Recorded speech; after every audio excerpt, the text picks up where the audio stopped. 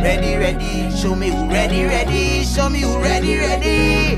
This is the time, this is the place. The future is here, no time to waste. We build on the strength of those who trod this road before. Coming again, coming again. 'Cause I feel the light shining so bright in the heart and we soul.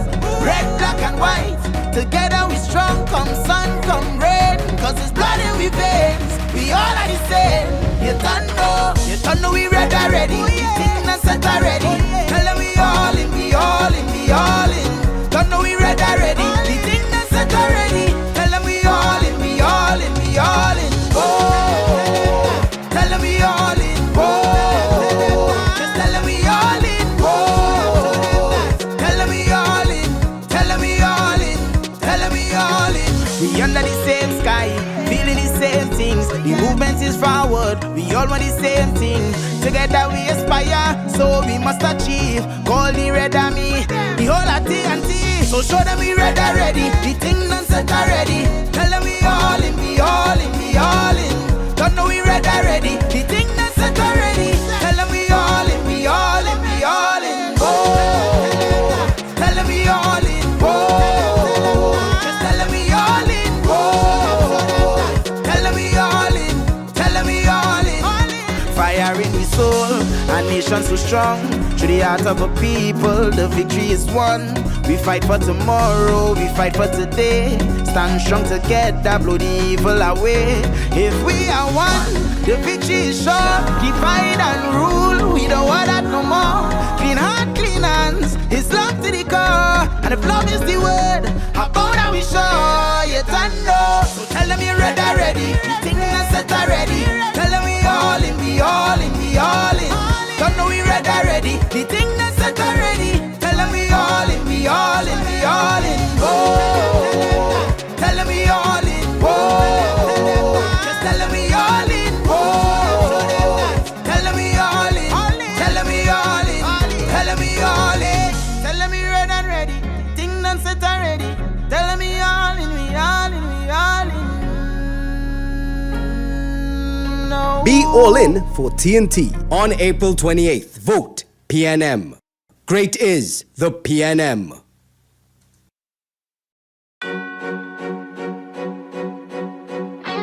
Hey! Oh, na na na. Red and ready, here we all. Yeah! Red and ready, here we all. Calling all the red army. Red and ready, here we all. Yeah! Yeah! We all. Oh, na na na. Red and ready, here we all. Calling all the red army. Red and ready, here we all. Trinidad and Tobago. Red and ready, here we all. Yeah! We all. Yeah, we red and ready now. Calling the red army, calling out all of we friends and family with love for TNT. From the mountain top to the valley low, everywhere we go, country before party. PNM, we working together, we building together. Young will make it better. PNM, side by side together, we standing together For our nation's future, this is a movement we all in together. Not just for one, my sister, my brother. Balize in your hand, PNM is the plan. Red and ready, hold it steady. PNM, we all in. One blood flowing through we vein. We all in. Red army on the road again. We all in. Every creed and every race. We all in. Together, no time to waste. We all in. From Frederick Street to Boko Reef.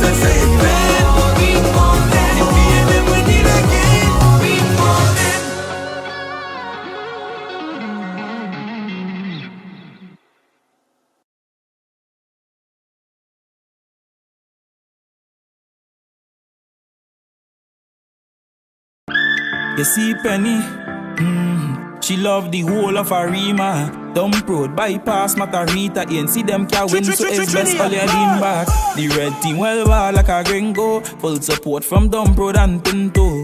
We going all in cause we skillful. And anyway, Penny go, you know she team go. I saw the thing go, cause anyway she go, you know the team go. She make the hard work look simple, cause anyway she go, you know the team go. Penny going all in and you don't know. Pull up inna the polls and she a vote, but she make the place happy when she touch road. Cause the red now we hard down to be soul. So don't make a mistake when you reach the polls. We saying it big and we stand bold, cause we care for the young, even the old. So just watch who win and when it done fool. The red team well bad like a gringo. Full support from Dump road and Pinto. We going all in cause we skillful. And anyway, Penny go, you know the team go.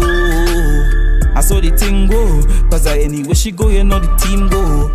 Make the hard work look simple, cause anyway she go, you know the thing go.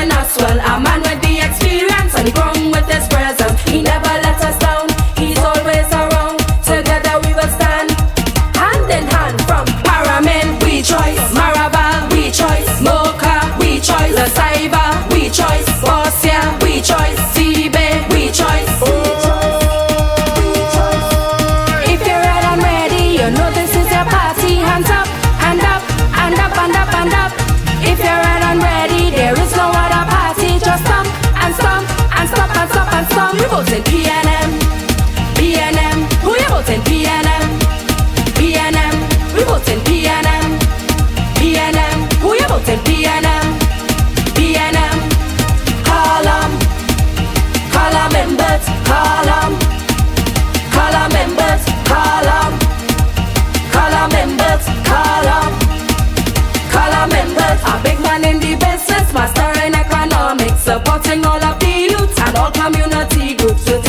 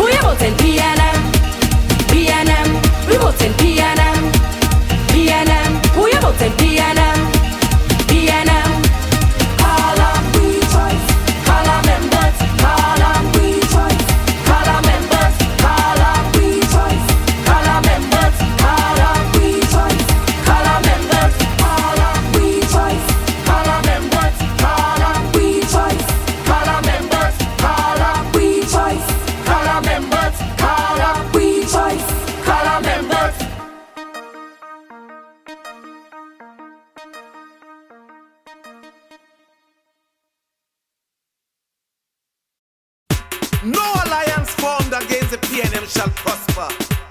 Soldiers, get ready for battle.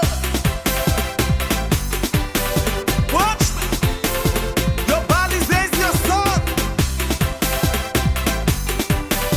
Come. Every vote have a value. That's what I've been told. So choose a party that come true.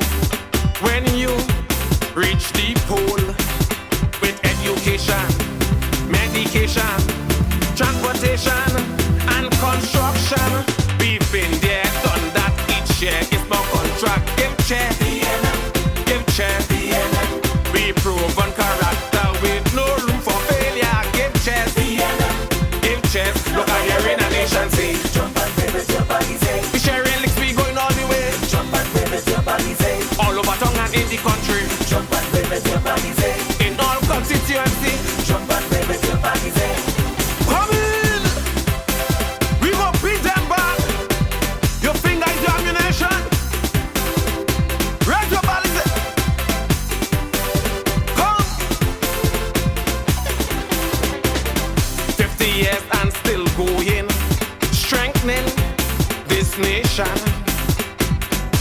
And constantly showing progress in the region, improving housing, promoting shipping, new highway building, and just on the train line coming. We moving exact and making contact. Give chance, give chance. We on the right track, don't even look back. Give chance, give chance. Look at here in a nation say, jump and wave with it. We sharing licks, we going all the way. Jump and wave with your body say. All over town and in the country. Jump and wave with your body say. In all constituency. Jump and wave with your body say. Licks for them. Karoni, Bangladesh, St. Joseph, we're not losing you this time. There is no such thing as a marginal seat. Bring in the voices. Jump and wave with your body say. What we singing? Jump and wave with your body say. We gon' beat them back. Jump and wave with your body say. Licks for them. Jump and wave with your body say. Play music. Walk out.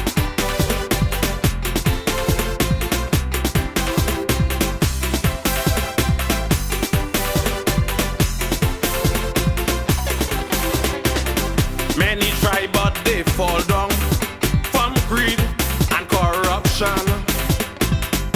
Others try racial separation, forgetting we all are one. Afro-Trin Begonian, Indian Trin Begonian, Chinese Trin Begonian, and White Trin Begonian. We all in one party and run in this country. Give chairs, give chairs.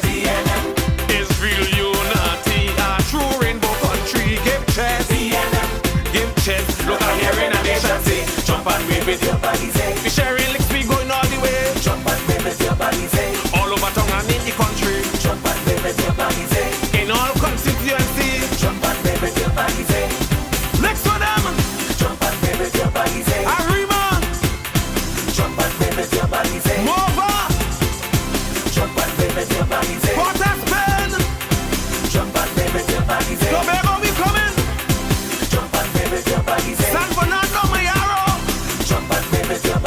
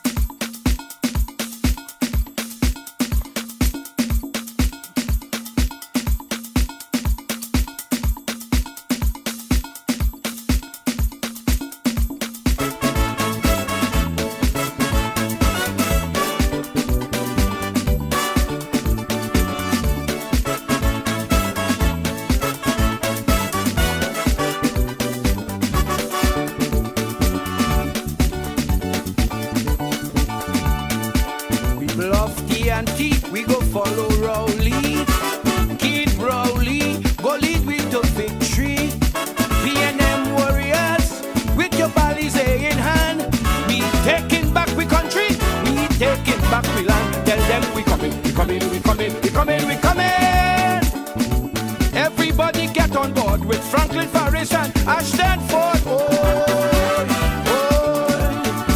Colin, Marlin, Imbert and Donna Cox. Joe Newell, Benny and Hines with the dreadlocks. We coming, we coming, we coming, we coming, we coming. PNM, PNM.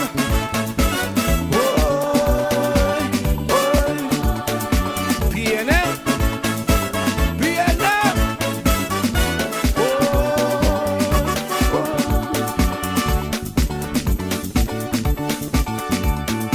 Too much thief and corruption and too much bubble.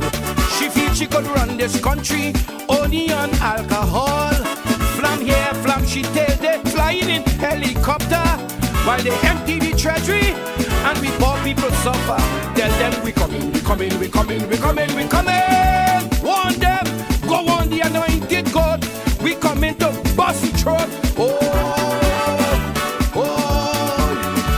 He go have one big regret. Clause 34, we will forget. No.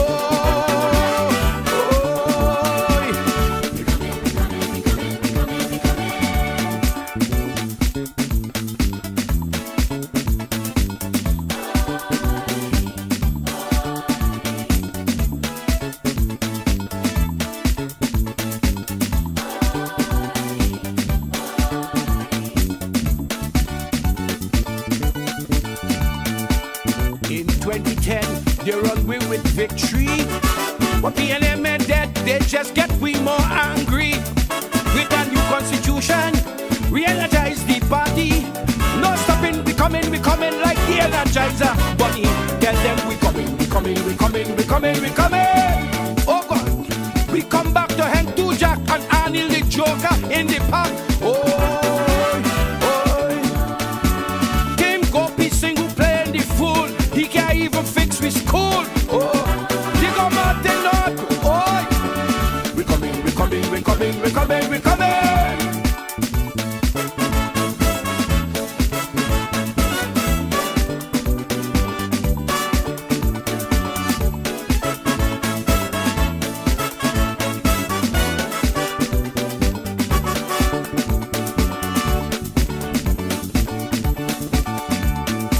Together we aspire, together we will achieve.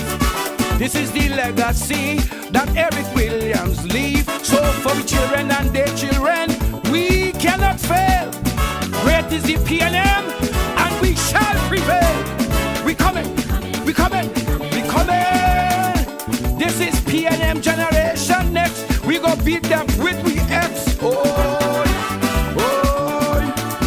In Tobago, they have no chance. We for London, PP go to France. We coming, we coming, we coming, we coming, we coming. PNM.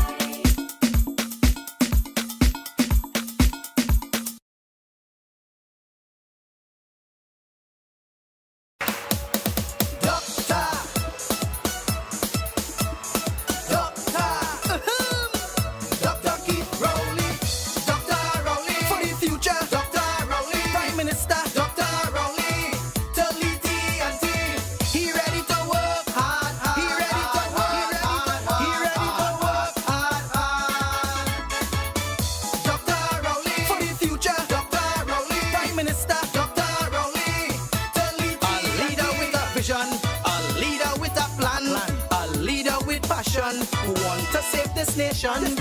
Keith Christopher Rowley, love TNT head to toe. He ready to restore the economy of Trinbago. East West calling for the doctor, North South calling for the doctor, Tobago calling for the doctor. PNM political leader for Prime Minister Dr. Rowley. For the future, Dr. Rowley. Prime Minister Dr. Rowley. To lead TNT, he ready to work hard. He ready to work hard. He ready to work hard. Dr. Rowley. For the future, Dr. Rowley. Prime Minister Dr. Rowley. To lead a leader who will fight crime. A leader that's strong in mind. A leader on a mission to fix the healthcare system. Yes. Labor, trade and housing, education and justice, culture and tourism. From rock bottom back to square one. East West calling for the doctor, North South calling for the doctor, Tobago calling for the doctor. PNM political leader for Prime Minister Dr. Rowley. For the future, Dr. Rowley. Prime Minister Dr. Rowley.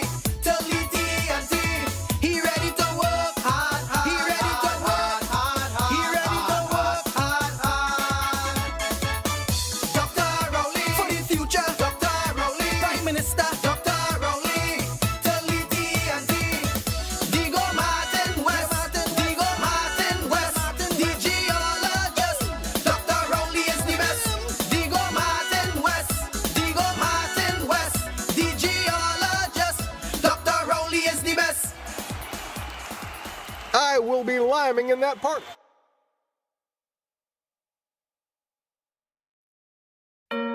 PNM, PNM. Yeah, this one is for the nation, for the children. Yeah, we're getting it done in the fires of hope and prayer. Together as one, there is no load we cannot bear. And I see the light at the end of the rainbow. And I see the bright blue skies. Tomorrow has come and the change has begun. Yes, we're moving, yes, we're moving. Here we come, hey, getting it done. Well, let me tell you something. Forward is how we moving, so never stop believing. We getting it done. A new country we building, this country first we choosing, and every day we proving. We getting it done. They only mama guying, we don't know there was teeth in. They cannot tell we nothing. Red is how we rolling, it's PNM we voting. We doing it right, we doing it right. We getting it done. One good for country, good for party. Team Rowley, we building legacy. So when you're voting, know that you're building a strong foundation for this great nation. This is a nation of many races, different faces in many spaces. So when you're voting, know that you're building a strong foundation for this great nation. Tomorrow has come and the change has begun. Yes, we're moving, yes, we're moving. Here we come, hey, getting it done. So let me tell you one thing, it's big man thing we doing, the right thing that we choosing. We getting it done. Society we shaking, we go bust away the welding. It's up and up we going. We getting it done. Respecting who we serving, lies is what they're spreading. Every time we beat them, it's country that we choosing. Bread is how we rolling, it's PNM we voting. We doing it right, we getting it done. We getting it done in the fires of hope and prayer. Together as one, there is no load we cannot bear. And I see the light at the end of the rainbow. Vote for the PNM. I see the bright blue skies.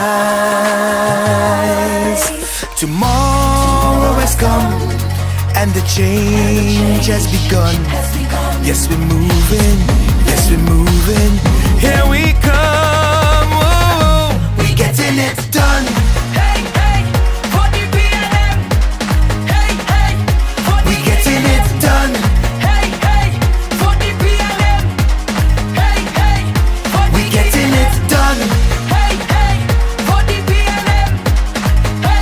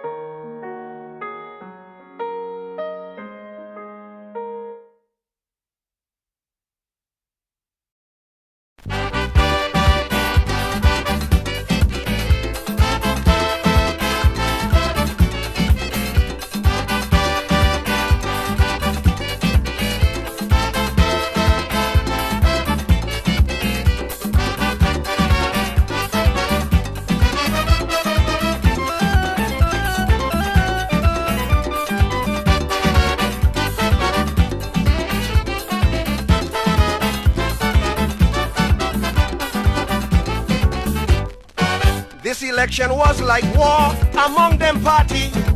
When I was more than sure they win already. Hudson Phillips said tell them that's the last of PNM. But when the rest complete, is he who end up without a seat. Not a damn seat for them. Mama, that's what Chambers said. Not a damn seat for them. Not a single seat on election day. Not a damn seat for them. How they lose they can't understand. Not a damn seat for them. They call in Chambers our Obia man.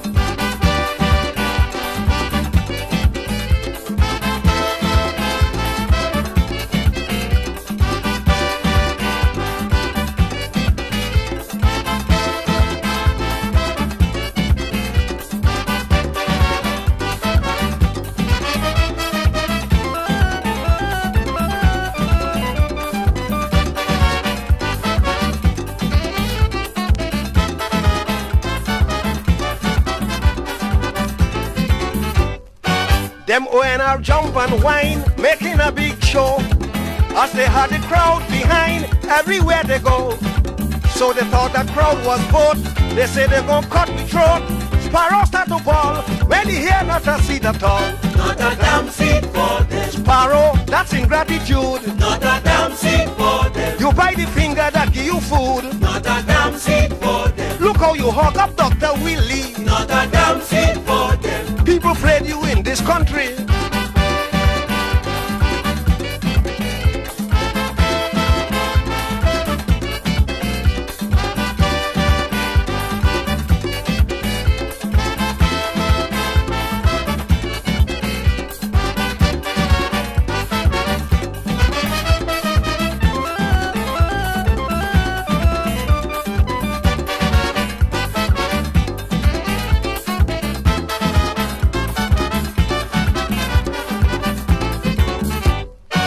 Hudson Philip fell apart, beaten pole to pole.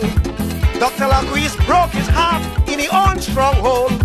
Well, the party took a blow when their leader went below. The failure of Carl was the end of the ONR. Not a damn seat for them. Carl joined the alliance too. Not a damn seat for them. And they'll go find something for you to do. Not a damn seat for them. I hear he make best a senator. Not a damn seat for them. If he make you party lawyer.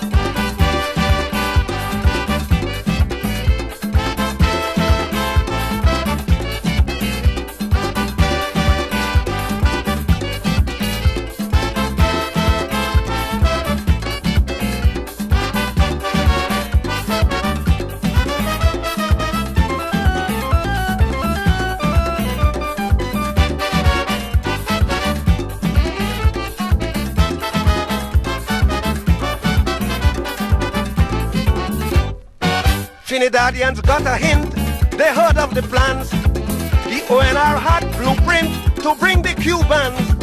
People took it on, of course, say their freedom will be lost. Before this problem, we better put back the PNM. Not a damn seat for them. This is what PNM do for we. Not a damn seat for them. They give we freedom and liberty. Not a damn seat for them. Freedom to walk, freedom to protest. Not a damn seat for them. Freedom to talk, freedom of the press.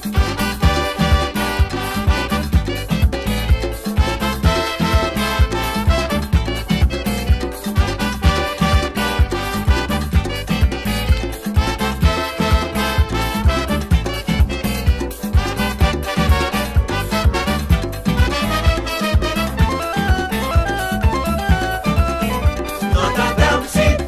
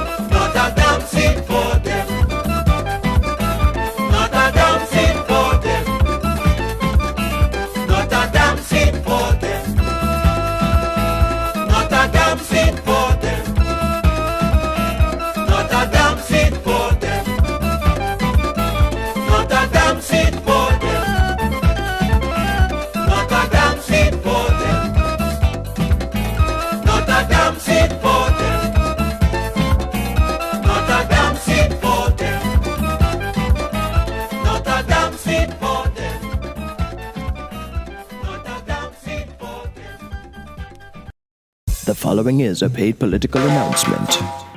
PNM family, tell me, are you ready?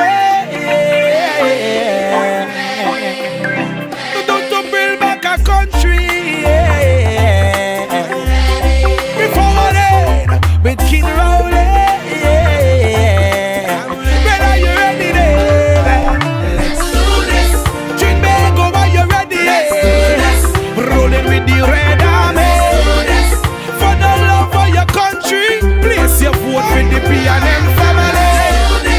Trinbago, get ready. Forwarding with Kid Rowley. For the love of your country, make sure you vote with the PNM family. Say, come on, my people, let's stand together underneath the red, white, and black banner, yo. Burn out corruption like leaves, it a scatter. With tricks and insult, the people, they're flattered. The partnership done sink already. So vote PNM with Dr. Kid Rowley. Right leader, right time. I've made up my mind to build back the sweet paradise. Trinbago, are you ready? Rolling with the red army. For the love of your country, place your vote with the PNM family. Trinbago, get ready. Forwarding with Kid Rowley. For the love of your country, make sure you vote with the PNM family. We often boast and say God is a tree, a blessed nation, the Caribbean envy. All of a sudden, like the place get heavy, things now go right, cause God no like ugly. So come on, my people, let's do this together. Vote PNM to uplift each other. So come on, the children deserve better. Brighter days, a beautiful future. Trinbago, are you ready? Rolling with the red army. For the love of your country, place your vote with the PNM family. Trinbago, get ready. Forwarding with Kid Rowley. For the love of your country, make sure you vote with the PNM. Dr. Kid Rowley, a leader phenomenal. The partnership full of pirates and criminal. Send for the doctor cause the state is critical. Surgeon to perform on the country's political structure. And he is a doctor we need. 24 years veteran, born to lead. On the 7th of September, my country a bleed. For Dr. Rowley and the PNM team. Trinbago, are you ready? Rolling with the red army. For the love of your country, place your vote with the PNM family. Trinbago, get ready. Forwarding with Kid Rowley. For the love of your country, make sure you vote with the PNM family. Big man thing is love we require to see Trinbago higher and higher. And if you're ready, you know, join us, my people, and come on. Let's do this. Tell them the 7th of September. Let's do this. Make it a day to remember. Let's do this. And put it down on your calendar. Yeah. Let's do this. Well, old man to the station. This one is a serious mission. Let's do this. Well, all hands on deck. This is a matter of life and death. Tell me, are you ready then? I know I am ready. Tell me, are you ready? Let's do this. Great is the PNM. Great is the PNM. Great is the PNM. And we shall prevail.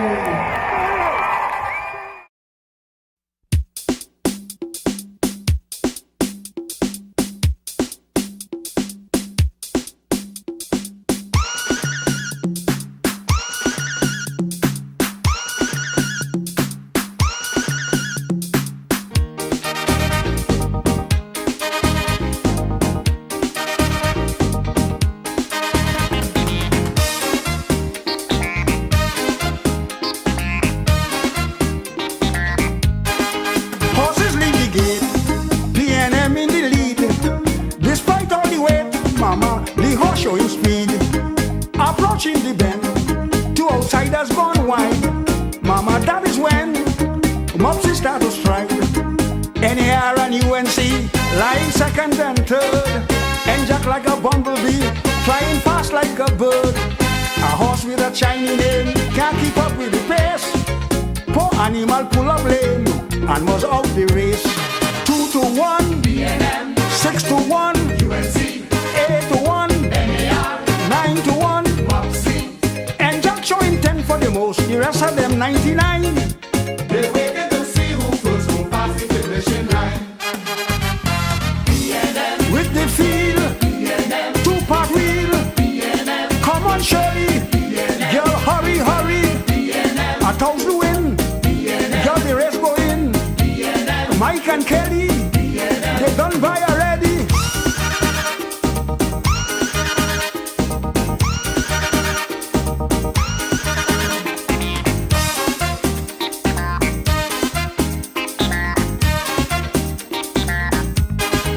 At 4 furlongs out, thunder start to brace as the announcer shout, this start of the race. PNM lead the pack and seem to be clear, while Little and Jack bringing up the rear. UNC in second place, accelerating like zoom. NAR is making haste, looking for racing room. While all this is happening, the whole grandstand ball, it was so disappointing, and Jack jockey fall. 2-1 PNM, 6-1 UNC, 8-1 NAR, 9-1 MOPSI. and Jack showing Anthem of the Republic of Trinidad and Tobago, which will be followed by a prayer invoked by Councillor Maloa Bourne.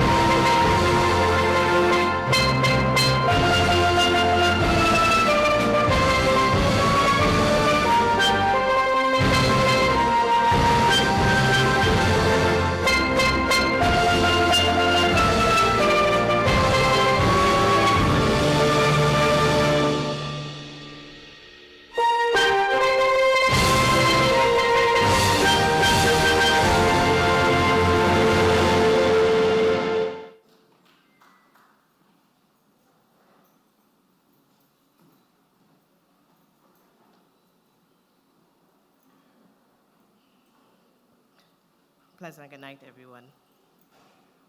Heavenly Father, as we gathered here tonight, Lord, we come in no other name but your name, Jesus Christ, our Lord and Savior. You said in everything it is we do, acknowledge you and you shall direct our path. Lord, who have eyes to see, let them see. Who have ears to hear, let them hear. Lord, open up the hearts and the minds and the ears and the eyes of persons, of the citizens of this country. Let them see and know what is going on. Let them believe in you that you will be victorious in this country, that you will have your way, Heavenly Father, and that you will show them that you are God all by yourself. Heavenly Father, I lift up our PNM people, Heavenly Father, tonight. Lord Father, I place the opposition leader in your hands. Lord Father, I place our other colleagues in your hands, our other ministers in your hands, Heavenly Father. Lord Father, we ask that you have your way in no other name, I pray. Lord Father, and I pray that tonight, dear Heavenly Father, that we will listen, we will understand, and we will be in one accord. In no other name, I pray. In your name, Jesus Christ, our Lord and Savior. Amen.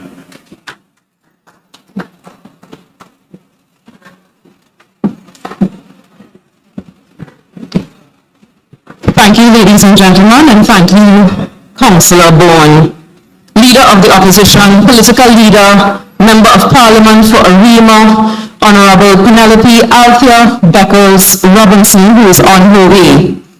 Deputy Political Leader, Legislative Matters, Honourable Colm Imbert. Mayor of the City of Port of Spain, Alderman Chinua Allen. As you know, many of our representatives are still working hard representing us at Parliament, but with us, we have our matriarch, the Grand Dame, Ms. Jerningham Williams.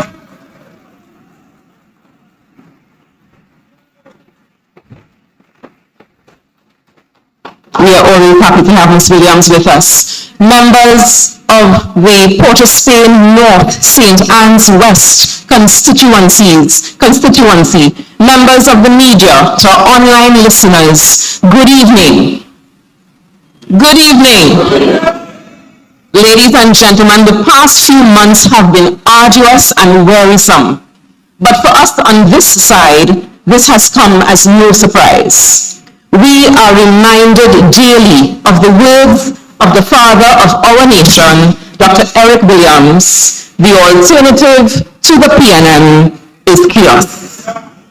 Tonight, we gather in the beautiful constituency of Port of Spain North, St. Anne's West, and we extend our heartfelt thanks to our Honourable Member of Parliament, Honourable Stuart Young, SC, and his hard-working constituency executive for graciously hosting us this evening.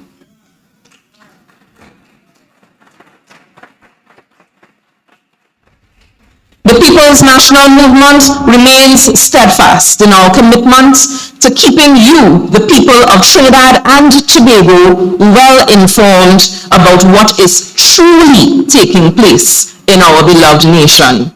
Here, you will find no antics, no theatrics, no political games, just the facts, supported by evidence, delivered with integrity. Ladies and gentlemen, the People's National Movement is here for you.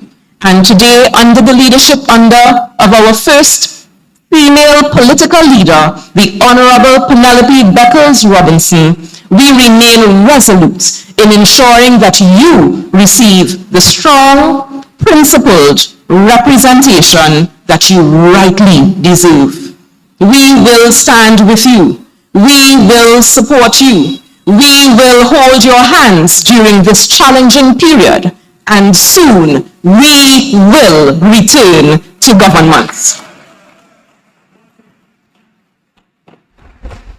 But first, please allow me to recognize our field officer, Mr. Curtis Shade,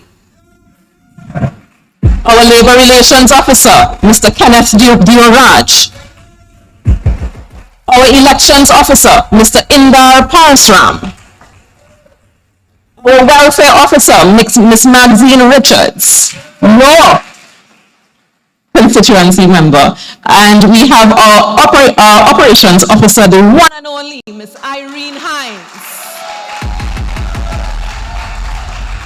With us, we also have our former Minister, Honourable Shamfa Kujo Lois. We are so happy to have you. So we go right into our speakers. Ladies and gentlemen, the next speaker is no stranger to tough times. No stranger to managing the economy when the going gets rough. He's the man who held the financial reins when the world was facing crisis after crisis. And he did it with calm, with confidence, and with unmatched experience. As the old people say, you never miss the water till the well runs dry. And under his watch, the well never ran dry. He is the Member of Parliament for Diego Martin North East, having proudly served his constituents for over 3 decades. He is the Deputy Political Leader of the People's National Movement for Legislative Matters. And from 2015 to 2025, he served as Minister of Finance. And let's not forget, during some of the most difficult economic times in our nation's history, you still got your salaries on time.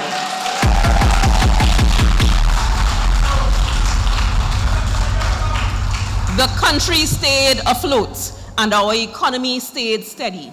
Please join me put your hands together and help me welcome a true servant of the people, a guardian of our economy, the Honourable Colm Imbert.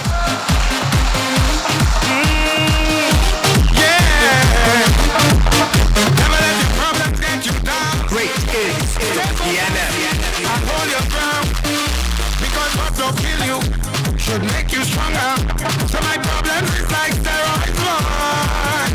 I get my doses from all kinds of sources, and all of them still can't kill me now. You see, them stick me on the ice, so right now we storm them just like Cabo.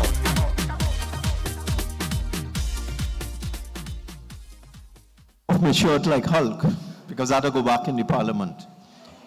Now, let me say a pleasant good evening to all members of the PNM executive, all members of the Port of Spain North St. Anne's West constituency, all other PNM members and supporters, the media, invited guests. Let me explain what's happening here tonight. Normally, it's a tradition, and it has been a tradition for the PNM for the last, I don't know how long, 50, 60 years? 50 or 60 years, the PNM would go to Pigot's Corner in Belmont and deal with the budget. Whether we're in government, whether we're in opposition. We're here tonight because it's a rainy season, so we didn't want to get rained out. And this is a beautiful venue. Let's give it up for the Port of Spain North, Jerningham Avenue. Also, we don't trust the UNC, so the rest of our members have stayed in the parliament because we don't know what they're up to. They might try to pull a skull and end the debate if they see us leaving. So I have come first. Shortly, Mr. Scotland will join us. He will speak after me. And then your very own member of parliament will speak after Mr. Scotland, and then the political leader will speak. So we're doing it in stages. As I leave, Mr. Young will come, and so on. So let me see if I could break down this budget for you. In 2015, we were appointed to the government, to the cabinet, on the 12th of September, well, the 11th of September 2015, actually. But the first working day was the 12th of September 2015. That's the first day all of us went into our offices as ministers in 2015. The budget was read on the 5th of October. So just about 3 weeks after we were appointed, we had a fully functional budget.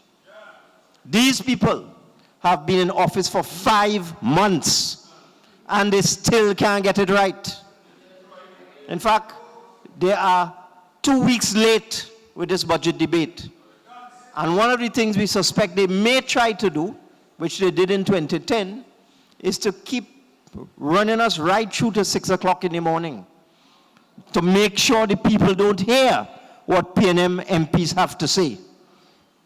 But it's all right. They did that in 2010, and we still beat them. It doesn't matter whether we have to talk at 2 o'clock, 3 o'clock, 4 o'clock, 5 o'clock, 6 o'clock. We will still give them thunder in this parliament tonight. Now, this budget has been described by the political leader as fake and fraudulent. And there's no two ways about that. What I find so interesting, you have these people up at the university, the people who write in the papers all the time. When we're in government, any little thing we do, they jump out one time. They're going on TV, they're going on radio, they write an article. You realize they're quiet like a mouse? They're not saying a word. But let me tell you what they are not telling you. This budget is really a fraud. It is a fraud. In last year, 2025, the government collected $50 billion in revenue, a total of $50 billion, and spent $59 billion. So there was a shortfall between income and expenditure of $9 billion. We had projected it to be 5, they add 4. because they just don't know what they are doing. In this budget 2026, these fraudsters are predicting that they will collect 5 billion more than they collected last year. How they're doing that, I don't know. And they're going to spend the same amount of money, 59 billion. So in this year's budget, they're saying revenue will be 55 billion, expenditure 59 billion, the same amount as last year.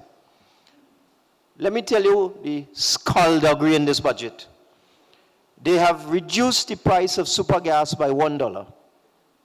Now, Trinidadians and Tobagonians consume 600 million liters of super gas every year.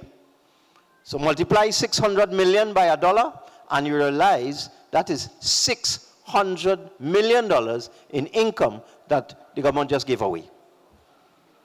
Then they have given Tobago an extra 400 million.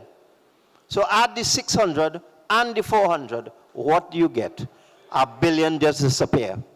But they're spending the same amount of money, 59 billion. So where that billion gone? They have had to take it from somewhere, okay? I'll start right here with Port of Spain. I got a table today produced by the mayor, and I think it's important, and I think we have to keep beating this so that people understand what is going on in this country. Last year, the money that was allocated for the Port of Spain Corporation, the actual expenditure on wages and salaries, on goods and services, was $40 million. That's the actual amount spent by the Port of Spain Corporation. And it wasn't enough, because they squeezed back, they hold back, they didn't release all the money that the corporation was supposed to get. This year, this wicked government has reduced the allocation for the city corporation from 40 million to 29 million. You believe that? They take out $11 million from the city of Port of Spain. And I could just give you one item where I could see it's deliberate. They have cut an item called contracted services, which is basically used for garbage collection in the city. Last year, the corporation spent $20.5 million on garbage collection. And they struggled with that 20.5. It was hard. There were complaints, as you know, about garbage in the city. This year, they give them $13.5 million for the same thing. They take $7 million out of garbage collection for the city in 2026. Now what is going to happen? The corporation will run out of money. It won't be able to collect garbage. The city will get stink and dirty. And what will happen? They will say it's the PNM fault. So we have to fight them. We have to protest. This can't continue. This kind of wickedness can't continue. And let me tell you, let me show you something else. Another piece of wickedness they have done. That is what is called recurrent expenditure. There are two types of expenditure in our budget.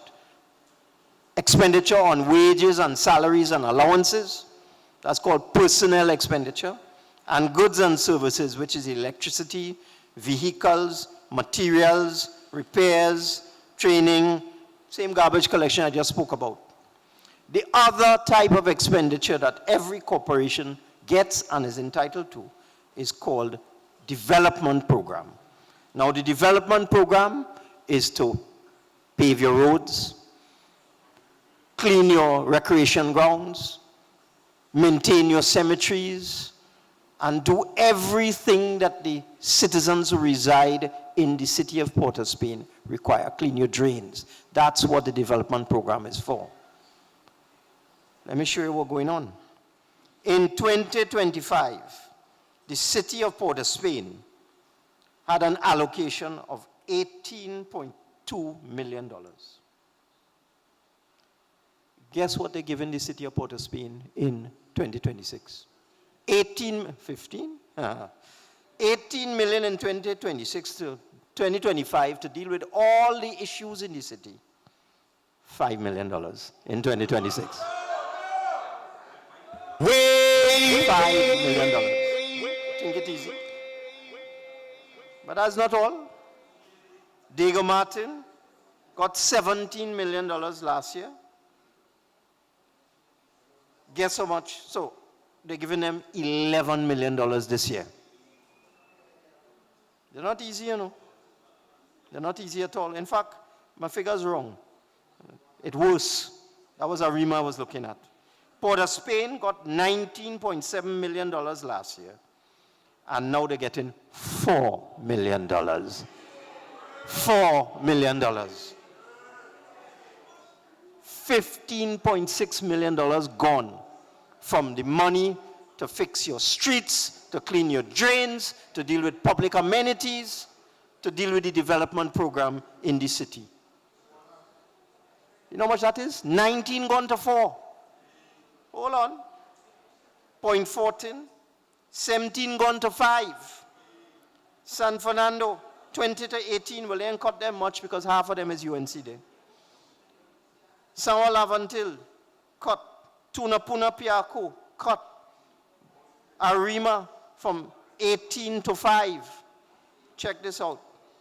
Shogunas. Shogunas got 17 million now. Understand the numbers I'm giving you. You realize PNM Corporation and UNC Corporation got the same amount last year. Same amount, eh? Arima gets 16, Shogunas gets 17. Kuva gets 17. Diego Martin gets 17. So PNM was sharing equally. Check this out. Shogunas got 17 million in 2025. Guess how much they're getting in 2026? $37 million. So while they cut Port of Spain by $15 million, they increased Shogunas by $21 million. Hold on. Pennelope got 17 million like Diego Martin and Port of Spain and Arima in 2025. $38 million for Pennelope in 2026. They're gone up by $21 million. Princess Town got $17 million. Again, it was almost the same in every corporation in 2025. They're gone to $37 million in 2026. And I'm just talking about a small part of the budget, you know. You see the wickedness of these people? I mean, the thing with garbage collection really upsetting me. If the corporation spent 20 million last year, how you could give them 13 million this year? Clearly, you're up to no good. Clearly, you're up to something. And that is not all. That is not all. You see, I explained $1 billion disappear. 600 million gone to Supergas, 400 million gone to Tobago. This is how the $1 billion disappearing it. They're taking it away from PNM areas and PNM corporations. Taking it away. That is how they make up that $1 billion. In addition, look at all the new taxes they're imposing on people in this budget.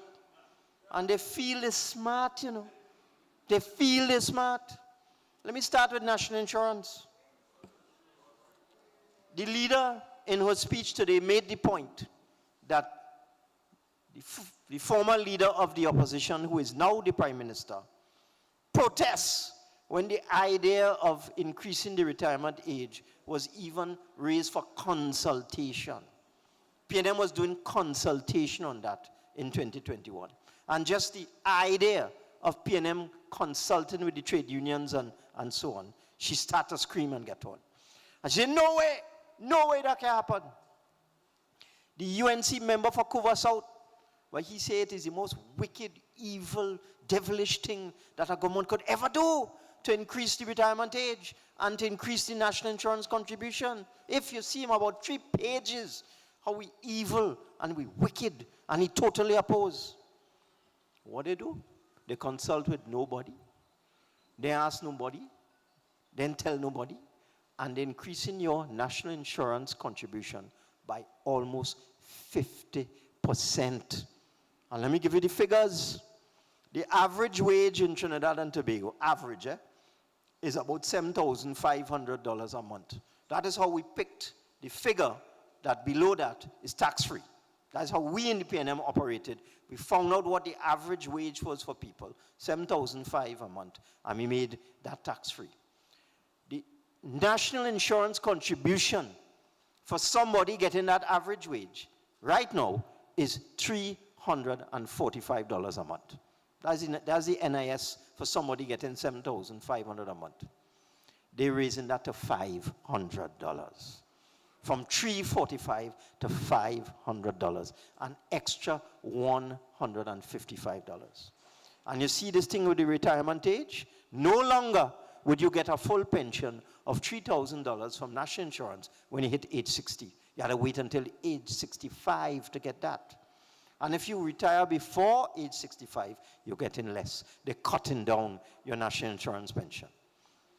And what I found so incredible, because Indar Singh said it is the most anti-worker, oppressive thing he ever hear about in his life. That was he said in 2023, 2 years ago. A UNC man, the shadow minister of labor for the UNC. He said, wicked and oppressive. When that was announced, all of them, including the 2 trade unionists in the UNC parliament, they bang the table and they say, when UNC win, everybody win. You could believe that? So they're depriving you of your national insurance pension and increasing your contribution by $150 a month, and that is a win. They say that is a win for you. You win.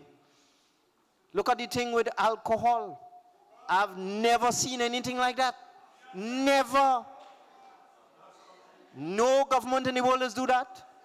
You increase the tax on alcohol by 100%. Now what they do, you know?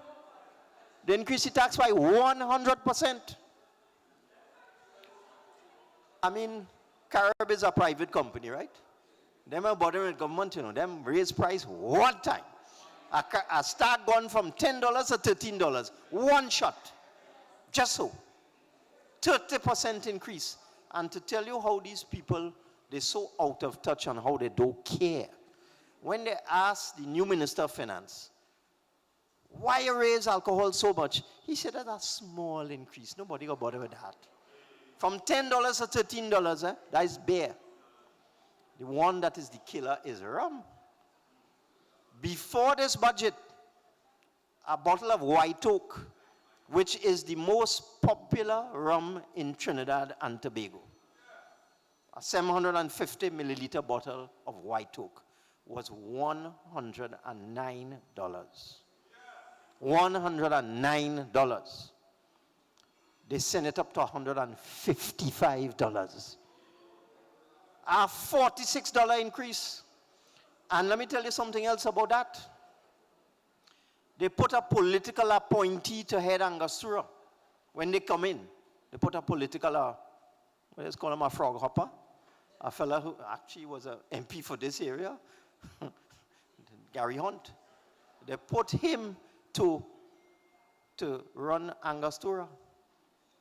You know the real increase in rum is supposed to be $60?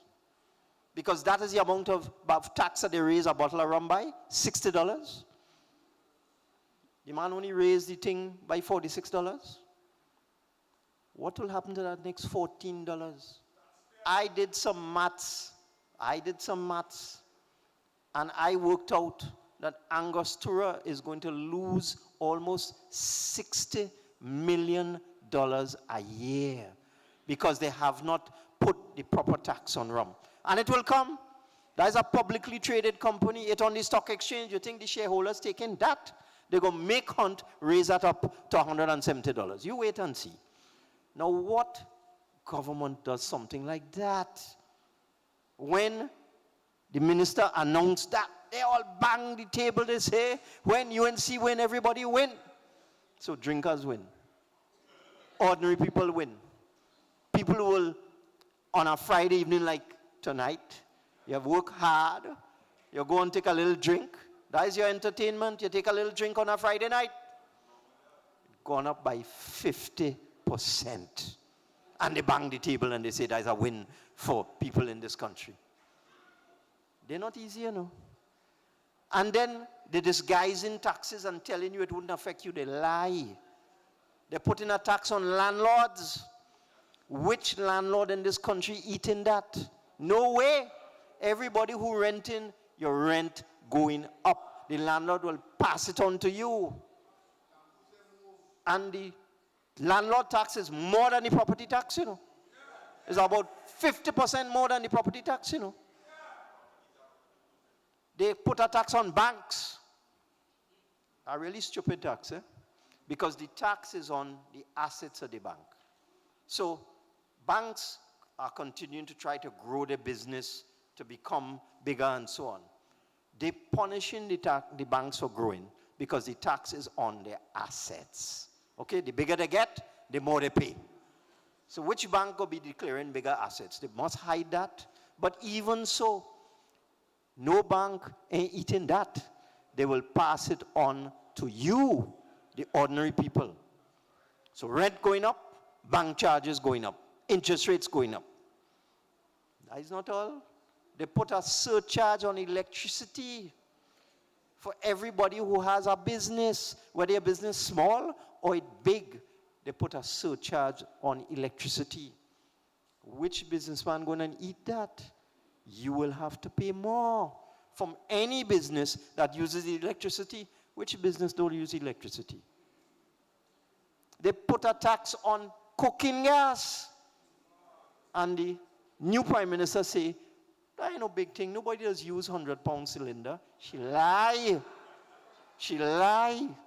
Every restaurant, every cafe, every food cart, everybody in the food preparation business, everybody who sells food to working people is use £100 cylinder. What country she living in?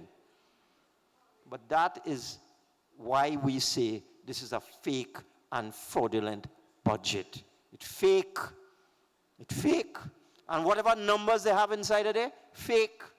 And whatever projects they say they're going to do, they lie. They're not going to do them. They can't do them. And let me explain why. Because I went into this budget and look at the numbers of how they come up with all of this nonsense. There's something called debt service. If you take a loan, you have to pay back every month, an ordinary person. Well, the government is the same thing. Every month, the government has to pay back its loans. The average debt service for the last 5 years is somewhere around $11–12 billion a month. It's a big bite in the budget. It's a big amount.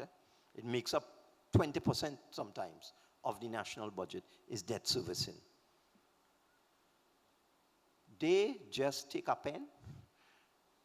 When you look, in the last 5 years, you see 11, 12, 13, 12. That's the average thing. The loans ain't going no place. The loans still there, you know. They take a pen and they reduce the 12 to 7 in the book. Just so. But they could do that, but they had to pay the loans. So they will have to pay the 12 billion. So that 5 billion has to come from somewhere, and that will come from all of you. That will come from the health service. That will come from WASA. That will come from social services. I have never seen a government do this kind of deception before. Putting bogus figures in a budget document just to look good. And that is why I am so disappointed in these university professors. The same thing I see they could see. How come they ain't talking? Why? Because they all compromise. They're all compromised. So you have a whole bunch of taxes inside of here. Increase in cooking gas, increase in electricity, landlord tax, increase in the price of rum, increase in the price of customs duty. They double the customs charges, double it. So this thing they do with gas, I joke. Not everybody will save that money. Not everyone, not every working person in Trinidad and Tobago will save that money. You can't tell me every car only have one person in it. It must have two. So that means it's $25 savings you might get when you go to the gas station, you might get $100 savings for the month. But again, 150 more on NAS alone coming at you. And then more for food, more for rent, more for bank charges. That is what this budget is all about, and it's all fake. So, we've been through this before. Eh? I mean, you're not dealing with serious people. Eh? I see the Minister of Finance get up and say he taking VAT off a cucumber, lettuce, and tomato. Well, that is a crazy man. He mad. VAT was removed from those items in 2016, 9 years ago. Yes, by me. As I do that. I take VAT off of all vegetables and meat and everything that is not processed, unprocessed food. The man can't even read. The first item on the VAT list was unprocessed food of a type for human consumption. This stupid man don't know that mean tomato and vegetable and chicken and beef. I mean, it's really hard to deal with these people, you know. It's hard. Man, get up and say, taking VAT off coconut water, lettuce, tomato, cucumber, and salt. Salt. You're going to suck salt. That's why I take VAT off of salt. I mean, I'm laughing, but this is not a joke, yeah? You're dealing with rank amateurs. Rank amateurs. You're dealing with people who don't understand what they're doing. You're dealing with people who have already crashed the economy. When I listened to that budget address, I wondered to myself, how come there's no economic analysis in this budget? Every minister before him, me, Dukaran, Hawaii, Motley, every minister of finance would give you an economic analysis of the economy of Trinidad and Tobago. The man didn't say a word. I said, well, what is this for? He spent about an hour cussing PNM. He spent about an hour saying Miss Bissessa is the greatest thing since sliced bread. And then he spent the next hour lying. Okay? That was his thing. 3 hours, cuss PNM, praise Kamala, and lie. Equal hours. But the man didn't talk about the country or the economy. I said, something wrong. When I went into the documents, I figured it out right away. We came out of COVID. COVID was rougher. It was hard. But we survived. We survived because of the PNM.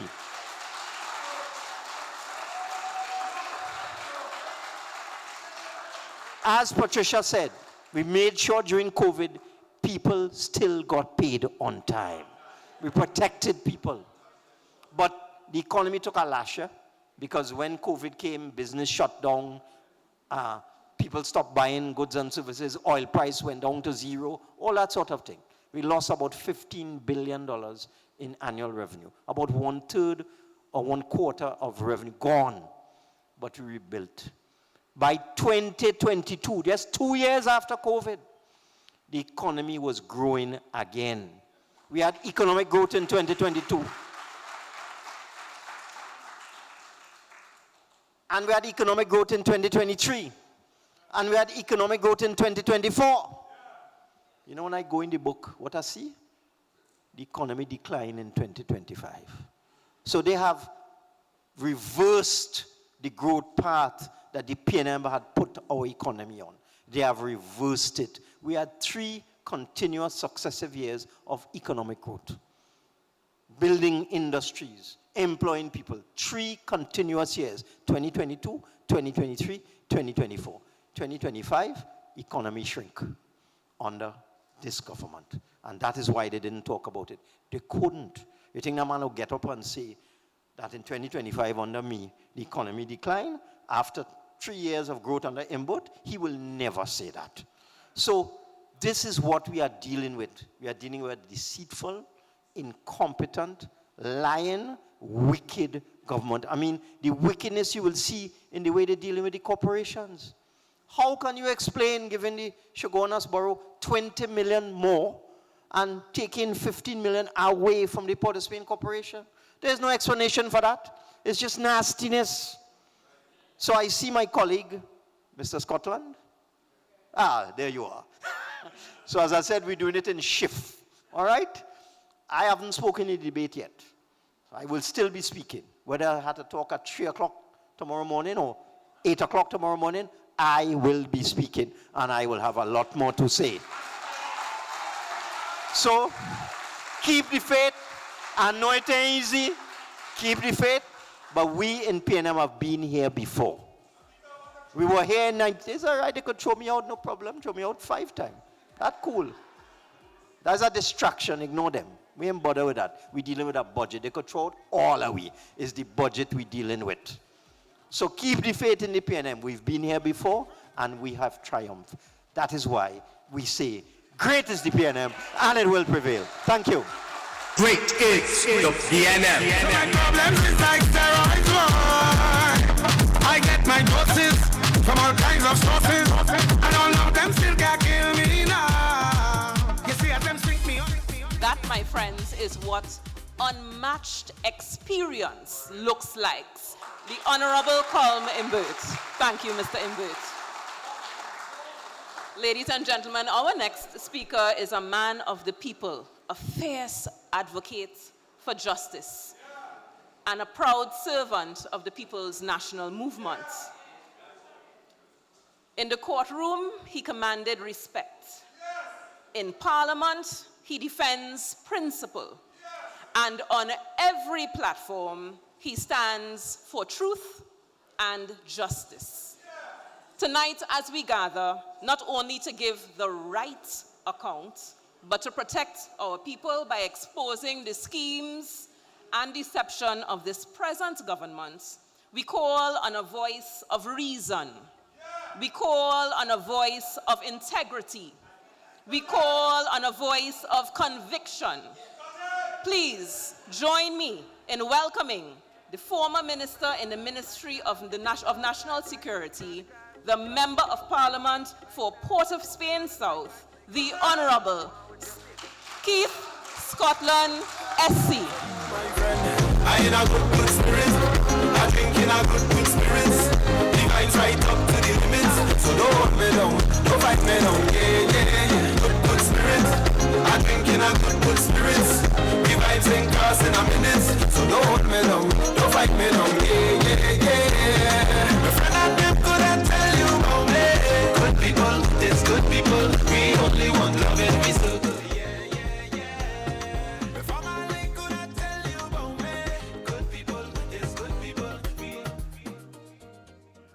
Well, a good spirit costing 100% more, you know. White oak going up. Puncheon going up. Beer going up. Every little fun that we have going up. It hard to be in a good spirit in this country now, you know, if it's a PNM. But they can't break the spirit. They must never break our spirit. But people, I want to settle down and talk to you all seriously. A time is coming very soon where we have to stop sitting down in these rooms and start to use our feet, you know. And I feel that time is now.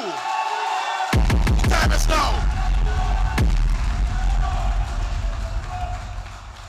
Let me tell you why.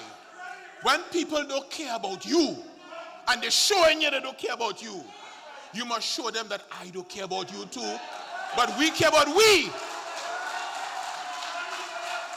And we must show this government that we are citizens of Trinidad and Tobago, and we have every right to live in this country as everybody else.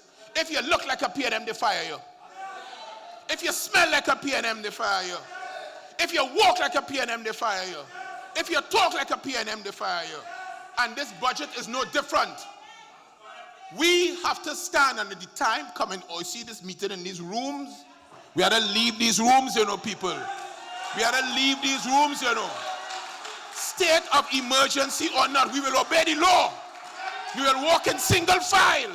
We will right to ask for permission. But we must be out on the streets to let them know that we're not taking what they're trying to give we. Let me tell you how deceitful and deceptive this government is. And they know it. But you know what they think? They think that only them alone sophisticated and have sense. And we're stupid. You know why? Because we give away the elections. They win, you know. They win. So they think, well, now we could do what we want. And they could fool us and fool the country. But let me talk to the country.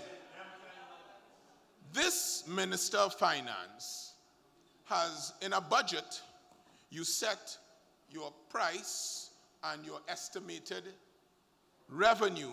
And because we are mainly oil and gas, our main income revenue earnings comes from oil and gas.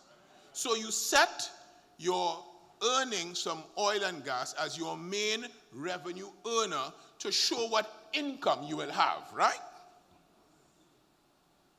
Before you set the price that you think you will get from your oil and gas, you consult the figures, you consult the experts, and you see what the projections are for the price that you will get in the following year, 2026, for oil and gas. You all there with me so far? Yes. So this minister based his budget on an oil price of $73.25 per barrel. Okay? He then set the gas price at $4.35 per cubic feet. All right?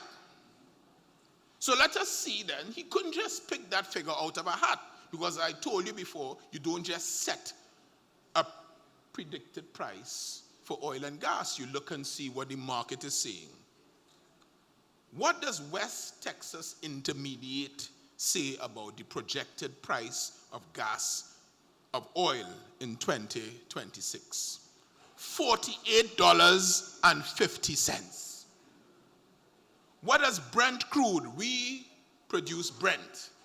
What does Brent say will be the predicted price of oil in 2026? $52. Where on earth did this minister get the price of $73.25 from? He picked it out of a hat, and let me tell you why. Because he knows that in order to access the heritage fund set up by Patrick Manning, God rest his soul, you must be in a deficit. You must set a budget and a price that you can't get, and you fall into deficit, and then you say, well, the money I expected to make, I didn't make it, so let me pull on the fund. We have already lost $600 million between April and now, unaccounted for. So what is going to happen now? What is going to happen now is when 2026 comes around and the price of oil is $50, the minister will then say, well, I set the price at 73, but we're not making that, so let me dip into the heritage fund. That fund belongs to not you and me, you know, but your children and your grandchildren and your great-grandchildren. But they feel that we so unsophisticated, that we never do math and English, that they could throw that down our throats and we will swallow it and laugh with them gig. The time for laughing, stop. We have to stop meeting in this room and meet somewhere else, you know. We must meet them somewhere else, you know, and let them see that we are part of this country too, you know. How could he mama guy us like that? What, we stupid? He wouldn't know that we just have to pick up a phone, any little 10-year-old, and Google, what is the estimate price of oil in 2026? And it will say $48 or $52. He really taken us, PNM family, and by extension, Trinidad and Tobago, for fools, because this does not affect us alone. This affects the entire of Trinidad and Tobago. So that's the first point I want to make. The second point I want to make is this. It follows that this government has now pegged the earning of $180 million from penalties and fines that they will get when you or one of us is found, God forbid, drinking and driving above the alcohol level, or careless driving. Hold on. We are always for the increase in penalties for wrongdoing because we want to deter wrongdoing, yes? But by setting that as a revenue earner, you know what he's saying? He is encouraging you to go out and drink, drunk and drive, and then come and they'll make 180 million off of you when people die on the road.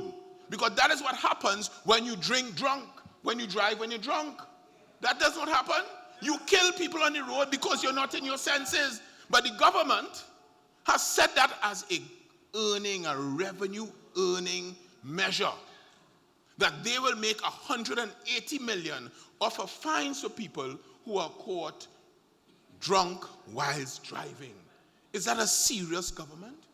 Is that a serious policy of a government that really cares?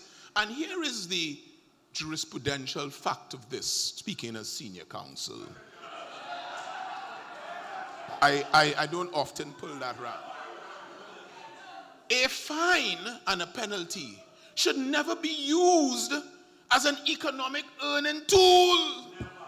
That is law 101. A fine and a penalty is used as a deterrent to stop people. By banking on that 180 million, they're banking on you to break the law so they could make 180 million. Whilst you bury your family who are innocently walking on the road and killed by drunk drivers. I want us to start to take this government seriously, you know. There's no laughing matter, you know, people. And this country must understand what we are facing, you know. We mustn't be strident or persistently angry, although we have good reason to be. But we must be vigilant. We must stop the time for gigging and sitting down here. It's gone, you know, people. We have to start to let this government feel that we are being wronged, you know. How could they give the capital city $4 million and give Shogunas 28 million? Come on! That's an insult! So they didn't know that we would have picked up the books and say, wait, hold on. You're giving us 4 million? They don't care about us. And by not caring about us, they don't care about the country. And I will show you why in the next point I want to make. My pet peeve is the sending home of these CPEP, URP, forestry, and other workers. I'm not mentioning the contractors just yet. But let me put all of them together. You know when you do something that is so bad that you have to find an excuse for doing it? So here's the excuse. You all are all criminals. You all are all gangsters. Every CPEP contractor, every worker is a criminal, so they have to stop the program. Yes, there were problems with the program, and we people, we have to start to take a little responsibility for our own lives and understand where we are to. Because they make a point, well, you know, the program wasn't supposed to be, it wasn't designed to be long. We say yes. But in every society, there's a segment of the society called the vulnerable. And all responsible, caring governments look after the vulnerable. Look at the manner in which they sent home these workers. It was in the middle of the August vacation. That's the time when you're preparing to send your children to a higher form in school. Either they pass the common entrance or they pass the CXC and they're going from Form 1 to Form 2 or from Standard 1 to Standard 2. Isn't that the time? When you want them to come out fresh. When it comes the 9th of September, every child look for the new bag, the new books. Pants crisp with a seam in it. What they did to these workers, they made them penniless. Because if they're not earning the right way, how else are they going to earn? How else are we going to earn? But hold on, it doesn't stop there. It does not stop there. I heard a member say in the debate today, oh, what happened to Petrotrin? They get real money, you know. Every worker from Petrotrin who ain't get land, they get money. Who ain't get money, they get shares. They were compensated. Was any CPEP worker compensated? Was any URP worker compensated? Any forestry worker compensated? Imagine one night you go to bed, you're employed. The next morning you wake up and you're unemployed. You know what it is to see your children want for food. Nothing, if you are a true parent, you could go hungry. But to see your children go hungry is something else. It is eating your crow, you know. I have my big daughter. She never went hungry. But one day, we were cooking a pilau. I have somebody from Tobago. She have a real sweet hand. But you know, you had to give the pilau a little time for the water to boil down. And the water was taking long to boil down. And I see that girl cry for food, you know. Because it's smelling good, you understand? The pepper bubbling in the pot. And she want to eat. The pilau, the pot there, you know. But it taking long. She said, give me the sappy rice, I will eat it. I said, did you say sappy rice? She said, yes, I used to hear you talk sappy rice. That is when you have food. You can imagine your children with you and they don't have food. Do they really care about us? Because that's what they do, you know. That's what they have done to us, you know, people. To our people who we care about. Going about their lives in a legitimate fashion, doing something. And up to now, they haven't told us what compensation will be given to these CPEP workers. What will happen to the contractors? But you brand all of them gangsters. I know all 9 of my contractors, and none of them, from Levi to Dixie, they might have gangster ways when they come in by me to gangster me for a hamper, so they gangster me for a contribution. But they could do that to me. But they are not gangsters. They are hard-working people. And here is what I want this government to understand. The people who they have affected are mainly single parents, mothers, who in that program trying to do a balancing act. Because a balancing act they're doing, you know. They're working, but they still have to nurture the children. Isn't that so? They still have to teach them manners and how to say the Our Father. Yeah? And have to nurture them and go home. So they balance in life. They balance in life. And sometimes they go from paycheck to paycheck. Nothing wrong with that. What they have done is that they have eliminated the cycle of the paycheck for these workers. They have eliminated the cycle of the paycheck for the most vulnerable.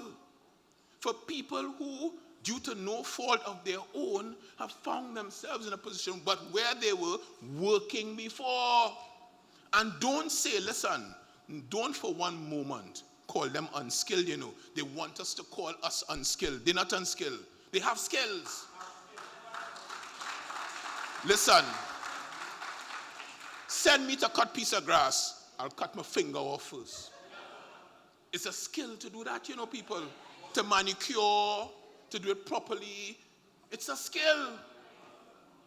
But they want to label us unskilled because it feels good now to say unskilled. We are not unskilled. We are skilled as anybody in Trinidad and Tobago. We may be skilled differently. So don't think that they're unskilled, but what they have done is in order to justify what they have done and to make themselves feel better, they have labeled us as criminals, gangsters, ghosts. You saw those people in there, you know, the CPAP workers used to wear this. You see them in the green, the tops, from the beat-em on the highway. You see them cleaning the drains. You see them cutting the grass. That's ghosts. In St. James, when they have a flood, the first people to come out is the CPAP workers. Isn't that so? What is ghost about them? They are real people working real lives with real families who have now been thrown on the breadline without one iota of compassion. And what did a fellow former trade union say? He called them collateral damage. You all understand the psyche behind how these people look at others, but it doesn't stop there. Trinidad and Tobago, I want to tell the business people, watch what this government is doing as it will affect your business. Because these workers, although they are statistics, they are the ones who would fuel your business by their consumerism, you know. And if their consumerism stops, your business declines, you know. And that is exactly what they have done. They have taken 50,000 potential customers and clients away from you. So do not feel in your little enclave that it's a good and, you know, it's them and we, you know. It is us. Trinidad and Tobago has always been an us. The us is a delicate balance, but it has always been. And I fear that the us that is Trinidad and Tobago is being eroded by a government who is taking us for a fool. And we need to stop meeting here and meet elsewhere to let them know that we're not fools. We're not breaking any laws. I want to make that clear, pellucidly clear. But state of emergency or not, the time for sitting down here and talking, far gone, you know. When somebody up to now, listen, I got a text the other day from a constituent. Monday in Parliament, the text read from somebody who don't stay in the lane. The text read, come down to the office, we have URP jobs. Family went down. So it went, no, we will now put on this color jersey, you will go and protest outside the Parliament, and when you come back, you'll get $200. Listen, I have the text and I have court clothes. I have it on my phone. And you know when they forward a text, you get a little thing called forward. I have the forward. I was amazed that in 2025 you can treat people that way. Use them that way. We must stop being used. We must say for that $200 is all right. Sometimes when you don't have 200, it's plenty, you know, people. But we must start to view ourselves a little more valuable than people using us like that. One of them, a senator who is still a minister, called us rabid dogs. You all believe that? If one of us had said rabid dogs, you know. And he wants to be up in Desperately Crescent. And he calling we rabid dogs. I want us to start to take stock of ourselves and what is going on from this budget. This budget has placed nothing for us. But they threw out a figure, 8,000 jobs. So let's do math. You know when you used to go on the board with math?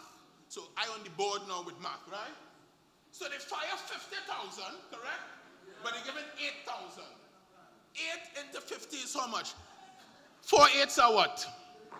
5 8s are 40, yeah? 6 8s are 48.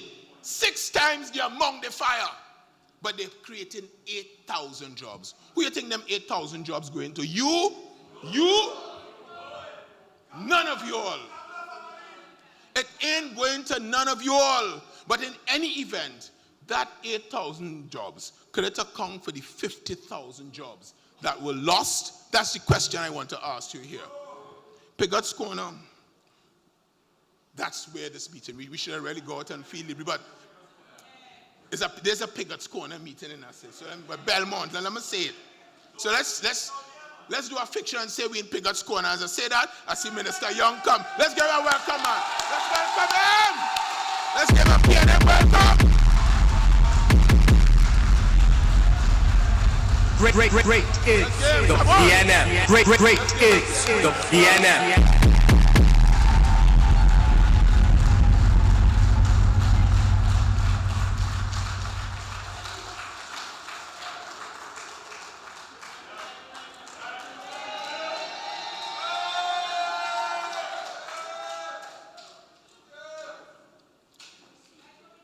Stuart, you talk already?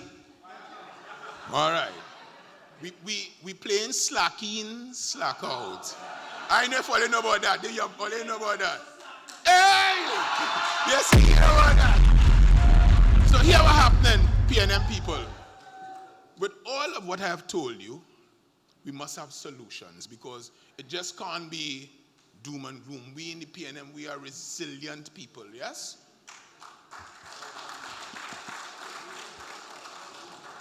We have to start to look after ourselves and not depend too much on these people. You remember a concept called susu? All you know about susu? All you know about the same CPEP contractors. I am binding all my 10. They're coming together to form one company to go and bid for both private and public jobs. In Port of Spain South, sorry Stuart, we have the best cooks.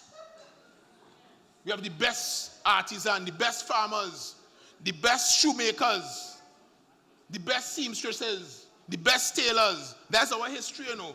We went off. We have to start to make ourselves a little more self-sufficient.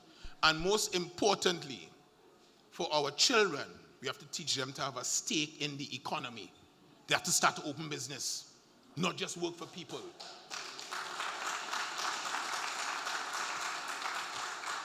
We send them to school, you know, but they have to start to open business.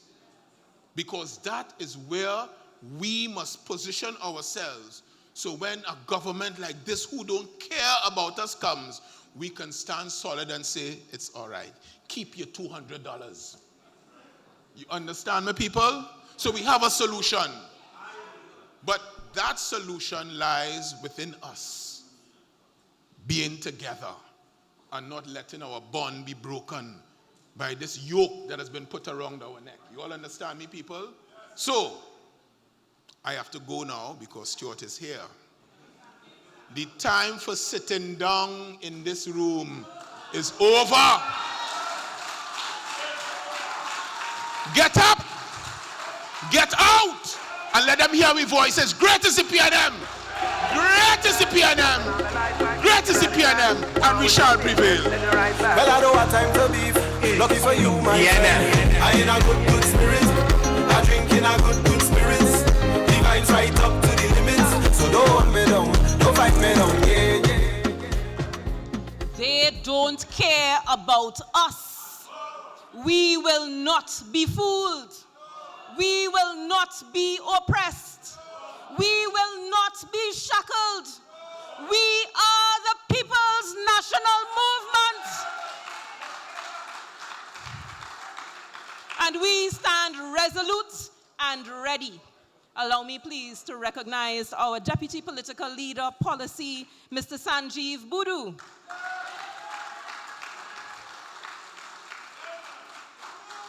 And the former Member of Parliament for Tuna Puna, Mr. Eddie Hart. We are so happy to have you with us. Joining us, we have Senator Faris Al-Rawi.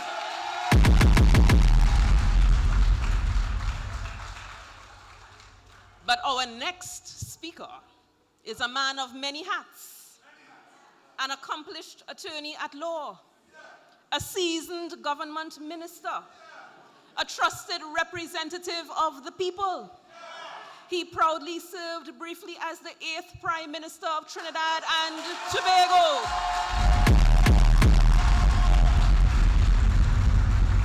As Minister of Energy, he represented Trinidad and Tobago at the very highest levels of negotiation in the global oil and gas sector. Skillfully, the key word being skillfully, maneuvering complex relationships while keeping our nation's interests at the forefront. And of course, he is the proud Member of Parliament for Port of Spain North St. Anne's West.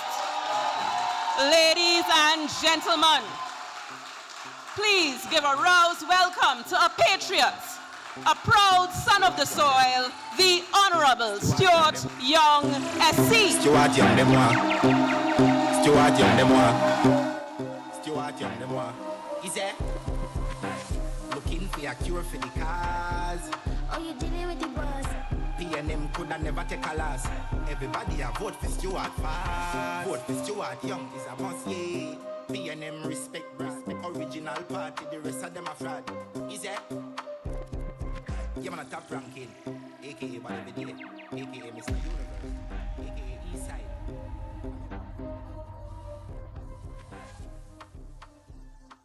Good night, good night, good night. Port of Spain North, St. Anne's West welcomes you all to the constituency. To our political leader who is on her way. As you know, we're doing the balancing act. We're dealing with the vagabonds in Parliament. With their fake and fraudulent and fictitious budget. To our deputy political leader, young Sanjeev Boodoo, to all party officers who are present, to our first citizen of Port of Spain, our very own Alderman Chinua Alain, to all of the members of the Port of Spain City Corporation, to all of you lovely people here with us in Port of Spain North, St. Anne's West, and Belmont, and to all of you in Trinidad and Tobago. Oh, how good it is to be on a PNM platform proclaiming the truth. Here to deliver the facts, here to deliver the truth, and here, once again, to fight for Trinidad and Tobago. I have intentionally remained quiet since April 28th. And there are a number of reasons for that. But do not ever, ever interpret silence for weakness.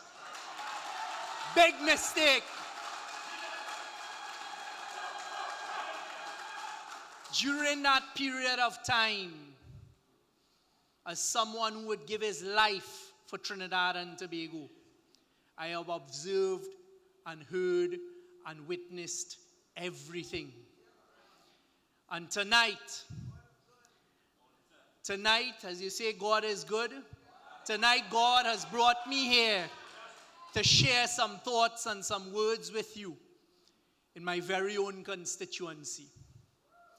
I want to start by thanking all of Port of Spain North, St. Anne's West for your faith, for your loyalty, for your support, and for returning me as your Member of Parliament on April 28th. But I won't stop there. I thank all of the thousands and thousands of people, not only in Trinidad and Tobago, but also from outside of Trinidad and Tobago, who message me on a daily basis. And I can't get into the type of messages they send. But your support, your encouragement, and your appreciation gives us the strength to continue the battle, because it is a battle. And it is our Trinidad and Tobago. Always remember that. And it is every creed and race find an equal place, despite the stupid talk you would hear.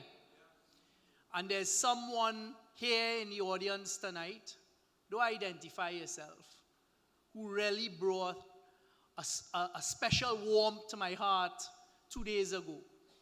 We've never met in person, but this person messages me somehow, well, I guess everybody has a number, and gives support and encouragement. And 2 days ago sent me a message to say, I want confirmation you're going to be on the stage in Belmont. I said, well, God willing, ma'am. She said, well, I am about to get on a plane to come to Trinidad just to hear you talk, and then I'm going back. So you know where you are here, because she called me when she messaged when she was on the plane. She messaged when she arrived in Trinidad last night. She spoke to me this morning. Thank you. And thank you to the thousands who continue to support us, the People's National Movement, knowing that we are the only ones who will stand in the breach and fight for what is right in Trinidad and Tobago. And I make no apologies whatsoever for being a fighter. None.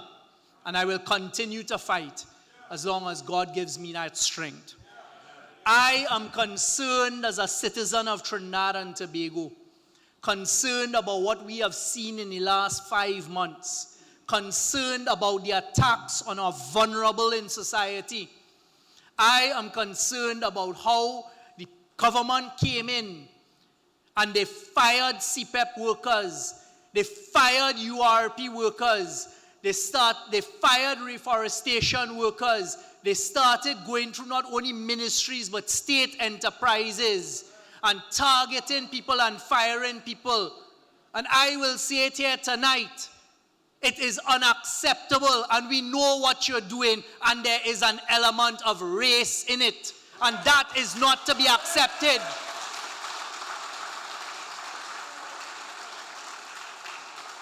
Because you see, I am afraid that race talk and that conversation, and we have to take it on. We have to expose it, because it is people who are suffering. I know.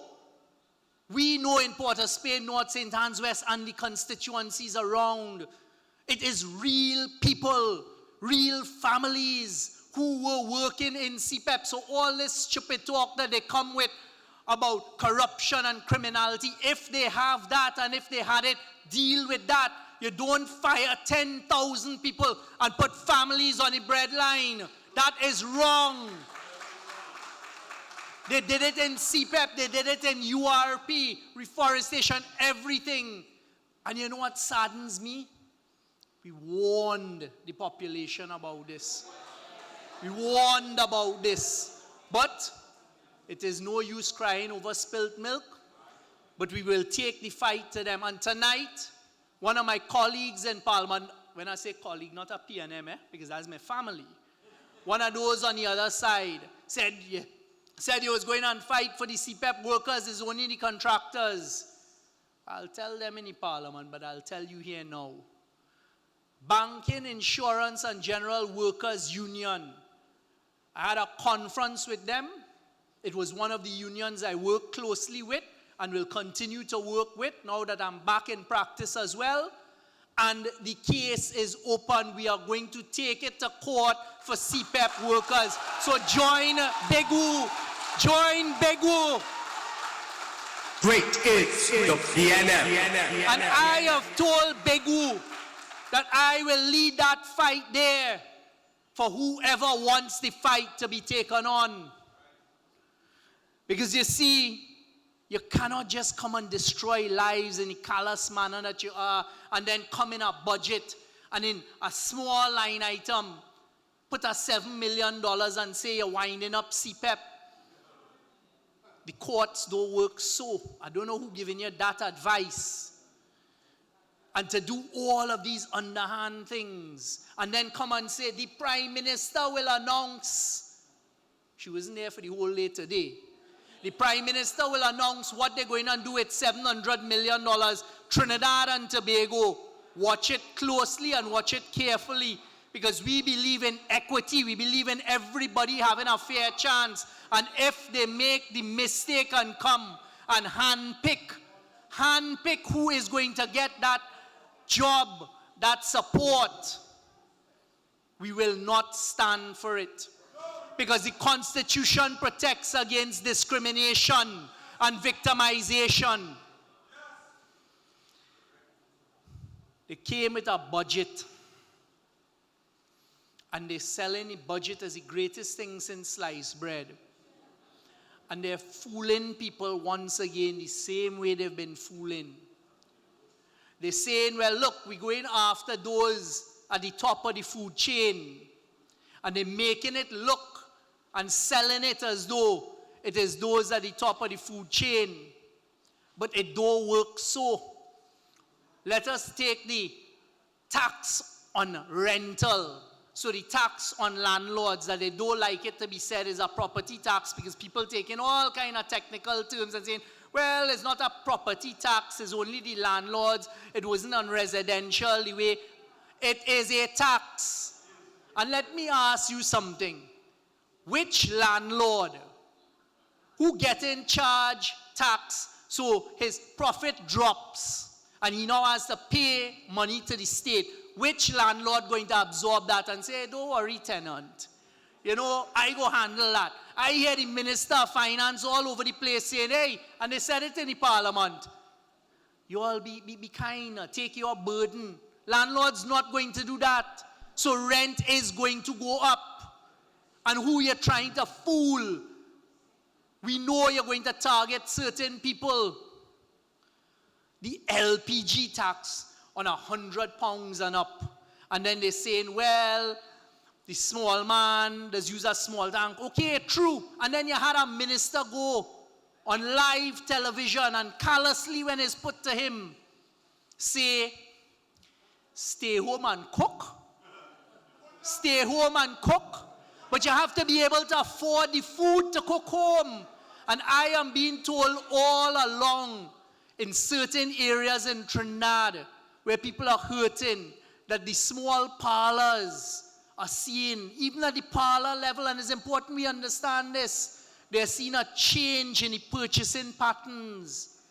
That people before who could afford a loaf of bread and cheese, now they're coming in alone for the loaf of bread. No cheese. And this is what the government is doing to people. It is unacceptable. So let's get back to the LPG tank. Who you think uses those £100 LPG tanks? It is fast food places, it is restaurants, it is people that you buy food from, and that's why the minister, who was ashamed to say at one stage, was a member of the PNM, say, stay at home and cook.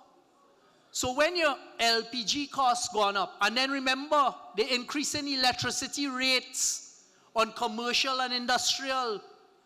Once you have a business, which includes a food place, which includes a grocery, any type of business is considered commercial, so electricity going up, you think they're going to absorb those costs? Because taxing Tanku asked them to absorb the costs? It is all going to come down. And you know who's going to hurt again? It is the average person, and the man on the street is the same small man. So people, do not be fooled. It pains me.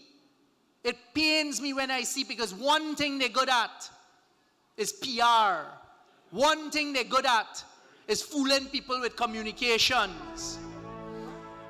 And let us welcome our political leader, Honourable Penny Beckles from Arima. Give her a warm welcome.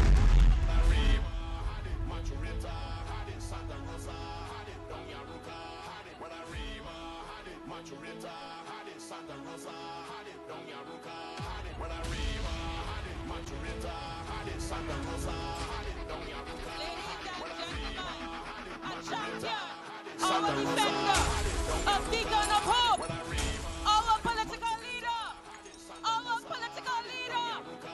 the next Prime Minister of Trinidad and Tobago, the Honourable, Pennelope Beckles Robinson.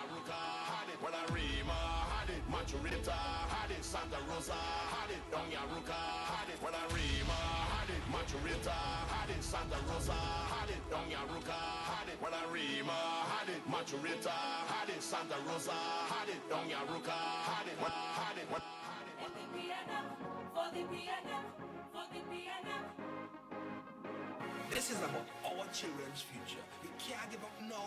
We must believe. We've come a long way to go.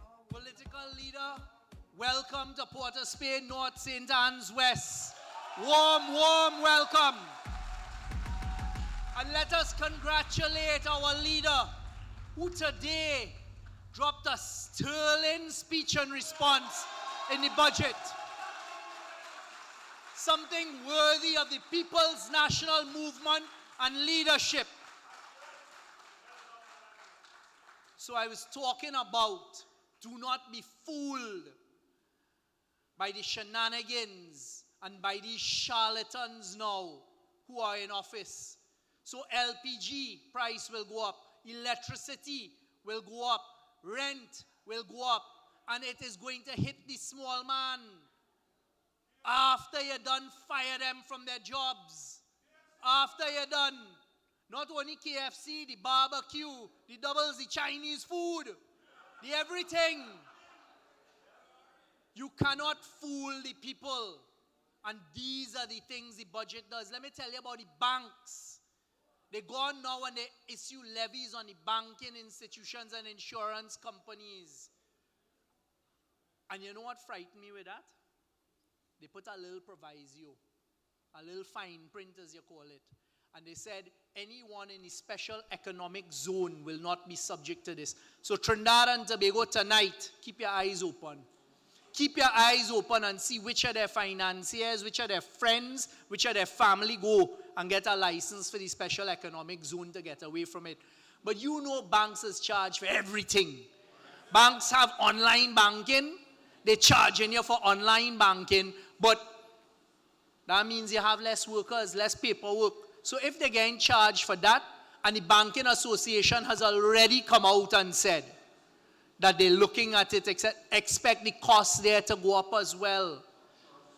Insurance is the same thing. But let me tell you all something that has me the most worried about what I see taking place. Because you have to look at where the attacks came and where the attacks were directed at. The first place in the financial system, which people is the heart and the backbone of an economy. The first place they targeted is the Central Bank of Trinidad and Tobago. First place they reach.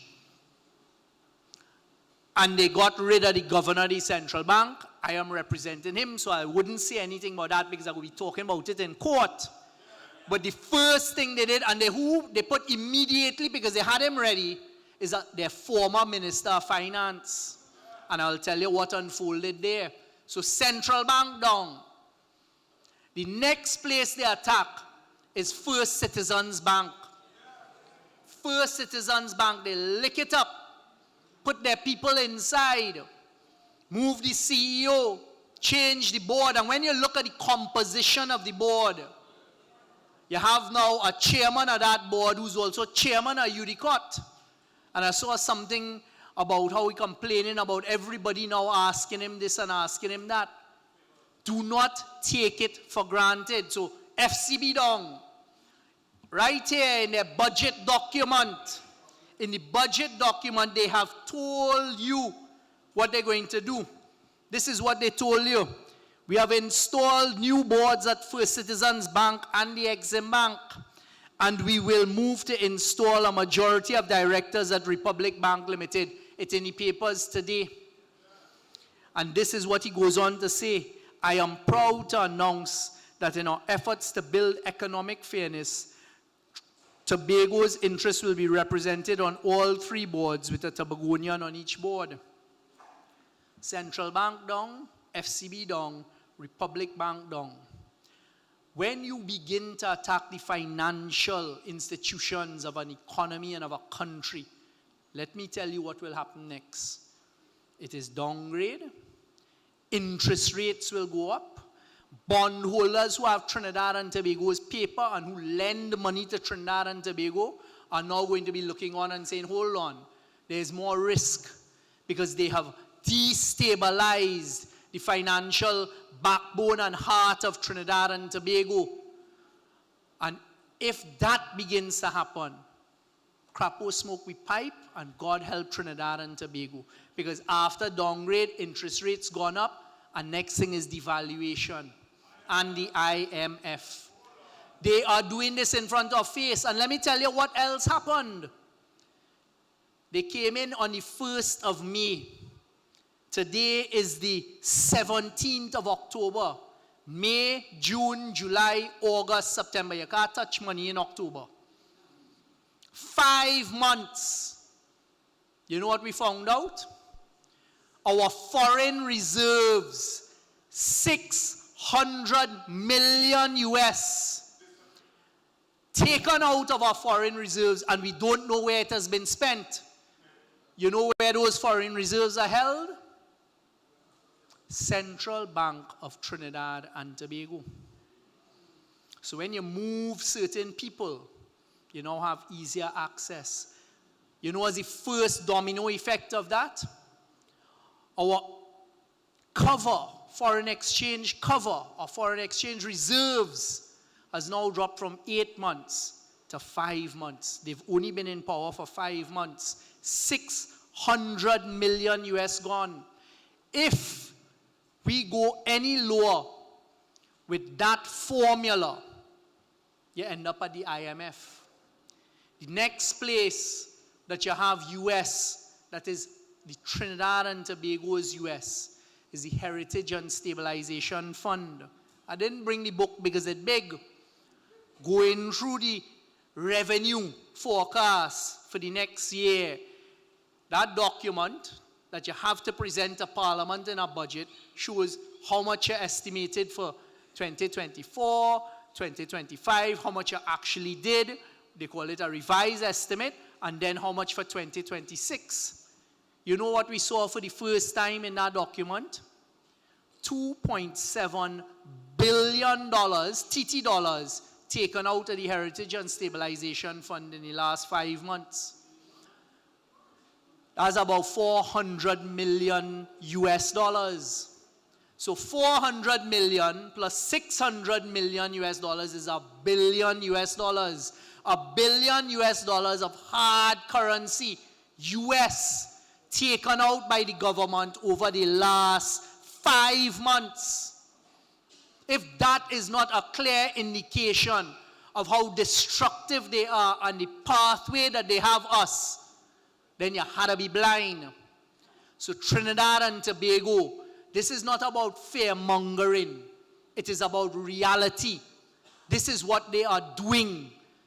We have to get answers from the government, and you, the citizens, are the only ones who could demand those answers, because we are not getting questions in Parliament. You have to ask this government, where has $1 billion US dollars gone in the last 5 months? Who got that $1 billion US dollars? Because you hear the Minister of Finance boasting this week. Even him, as the Minister of Finance, gone to the bank and only got $200 US dollars. So if it hasn't helped the banks for the man on the street to get US dollars, where has $1 billion of our United States dollars gone in 5 months? And I am warning Trinidad and Tobago once again, cautioning that combination of Central Bank, FCB, and Republic Bank under this UNC government. If we don't monitor it, we don't call for accountability and transparency, you're going to wake up one morning and heaven help us. And you add that to what they're doing geopolitically. Because you see where we are geographically. We're 7 miles off the coast of Venezuela, largest oil reserves in the world. And then you have our ally, the United States, to the north, and we all know what's going on there. CARICOM is one of the most important bodies to provide every member of CARICOM with protection by keeping in solidarity. The first thing Kamala did is break out of that. We're going to lose, if we haven't lost it already, our sovereignty. Big word. What it means is we are making our decisions. When you start to combine all of these things, it is not a good thing for Trinidad and Tobago. And God forbid that anything untoward starts to happen 7 miles off our coast, or worse yet, closer. But that is what they have put us into. That is why the PNM's policy has always been non-intervention, non-interference.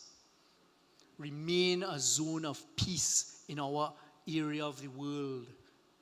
This is the Western Hemisphere. Keep your eye on unit trust as well, because there's another statement in here that I want to draw to our attention tonight. And it is where the Minister of Finance talks about how he go in and pay the back pay. Right? And they were just boasting that, no, well, we ain't providing money yet because they're negotiations and when it comes to a conclusion. But we had run the figures and we know what it's going to be.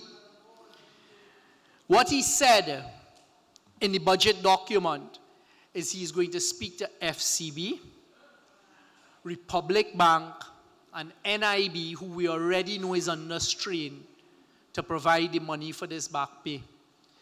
see the pieces of the puzzle coming together and remember it is a PNM platform that drew it to the country's attention. Because that is our job, to highlight it, to tell the citizens of the danger, and then for us to be prepared to lead the charge, which we are. State of emergency. We in a state of emergency, eh? We are in a state of emergency, and this for us in Port of Spain, and I'm sure the leader in Arima as well, was upsetting all. You remember they canceled Independence Day? Right here? No fireworks, fine. No parade. And what was the reason they gave? Security, state of emergency, correct? So you remember that? They gave the reason for no Independence Day parade, which is a patriotic parade, which is a parade held there in the capital city, right there, a few hundred meters away from where we are tonight. Security. This is today's Express editorial. Just over 2 weeks in, they're talking about this month, right? By contrast, the character of this month is a dark and ominous reality. Just over 2 weeks in, more than 28 murders have been recorded, disturbingly distributed across the country's geography. A 7-day period was the bloodiest week of the year, with 20 people murdered, including a triple murder in Friendship Village, San Fernando, a double murder of 2 brothers in Mount Hope, a deadly ambush and killing of a businessman in Chaguanas, and a double shooting at a bar in Valencia. Within the past days, a janitor was fatally shot in the Port of Spain shopping complex on Charlotte Street. The body of a missing Charleville businessman was discovered over a precipice on the North Coast Road, routinely traversed by beachgoers and soldiers trekking through, the forested area of the North Coast Road, Diego Martin, happened upon a corpse. This relentless surge in violence continued with the shooting of a 9-year-old boy and his father in their Maloney Gardens apartment. On Wednesday morning, 4 were shot in Brasso Village. Among them were 2 brothers, schoolboys from Tabaquit Secondary School. 1 man died. The others were 20 and 23. All of this under a state of emergency, the second for this year alone. That is an editorial today. They don't put it on the front page anymore, but it's in the editorial. That is not the PNM saying that. Those are the facts. The bloodiest month in the middle of a state of emergency. You cancel Independence Parade because of security. But let me ask you this. You didn't see them in CPL? You didn't see them in CPL? Let me tell you what we experienced when we went to Parliament for the budget this Monday. They had hundreds of people down in the square.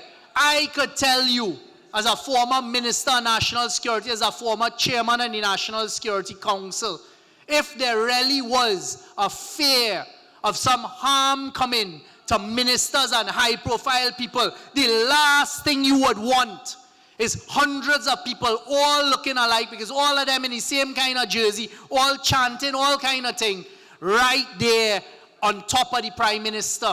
And that is what they did this Monday. I saw the Minister of Homeland Security. And the next one who they say under threat, who under threat for the CPEP and the URP and this kind of thing, the Minister of Rural Development and Local Government, shacking in Woodford Square. I am asking Trinidad and Tobago tonight, they cancel Independence Day, saying security concerns. They scale back Republic Day, things that happen in Port of Spain. But that is what you do on Monday of this week, in the bloodiest month of the year just finished, bloodiest few weeks. You pay people to come down to Woodford Square and to line up all over the place, hundreds of people. If there was anything to happen, wouldn't that have been the perfect time for something to happen. So who telling the truth? And then, you know what? Every single way you turn now, they're having a celebration in a constituency. They're having a celebration here, there, and everywhere. The same ministers taking tea and tech in their constituency. You cannot fool the people of Trinidad and Tobago. And the People's National Movement is here to always shine the light of truth for the people of Trinidad and Tobago. And to fight for the people of Trinidad and Tobago. So what is the real reason that the Independence Day parade was cancelled? Is it because it's in Port of Spain? Is it that you don't like Port of Spain? Is it that you have a problem with Port of Spain? Is it that you're frightened you get boo in Port of Spain? Huh? Because the PNM can go anywhere in the country. The only party to make sure we always field candidates in the 41 constituencies and every electoral district of our local government election. And as we're talking about Port of Spain, them same books with the budget, let me tell you what they did to Port of Spain. Our development program, which is where we get the important projects done in Port of Spain. 2025, they had $19,750,000 in the development program. So say $19,750,000. You know what the UNC did this year? $4 million. So they take away $15 million from the city of Port of Spain. Why? They're going to tell you about, oh, well, they only spent 800 and something thousand. But you know why? Because they refuse to approve all of the releases being sent by Port of Spain to create this fake narrative. So they intend to lick up Port of Spain because they have a local government election coming. And they seem to have a problem with Port of Spain. But as the MP for Port of Spain, North St. Anne's West, you have plenty more problems coming your way. Plenty. Look outside here and you will see Central Block, Port of Spain General Hospital. If you all don't open that in the next few months, we will be outside that hospital waiting for you. Because it is the people of Port of Spain, Diego Martin, Lavantil, all of us who are looking for employment in that hospital. And just because it's built by the PNM, don't play, you're coming to lick it up. Let me tell you 2 line items so you'll understand the vengeance and the venom they turn in on us in Port of Spain. Local roads and bridges. They have reduced the local roads and bridges in the budget for Port of Spain City Corporation from $6 million to $500,000. So you're going from $500,000 a month to look after our roads and bridges in Port of Spain, and you give us $500,000 for the year. So Port of Spain, we taking that? Right. Drainage. They reduced drainage for Port of Spain City Corporation from $6 million to $500,000. And then they will use that to talk about flooding in Port of Spain. And all sorts of problems in Port of Spain. We are blind and we are stupid. And we see what you're doing. But you know what's the most offensive part? And I believe in equity. I believe in not playing the geographic politics, because we didn't do that as the PNM. Every single year for the last 10 years when we were preparing budgets, we sat down, you made sure corporations had roughly the same. You know what they did? Chaguanas Borough Corporation, 2025, they had $17.25 million in their development program. This year, they give them $37.9 million, an increase of over $20 million. Penal Debe Regional Corporation, 2025, they had $17.15 million. 2026, they give them $38.1 million, over $21 million increase. Princestown, 2025, $17.35 million.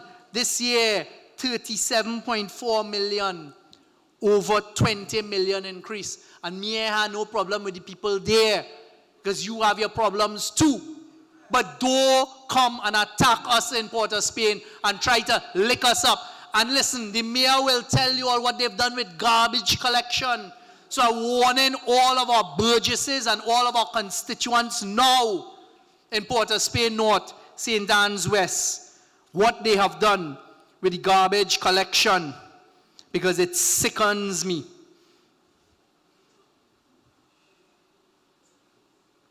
Garbage collection.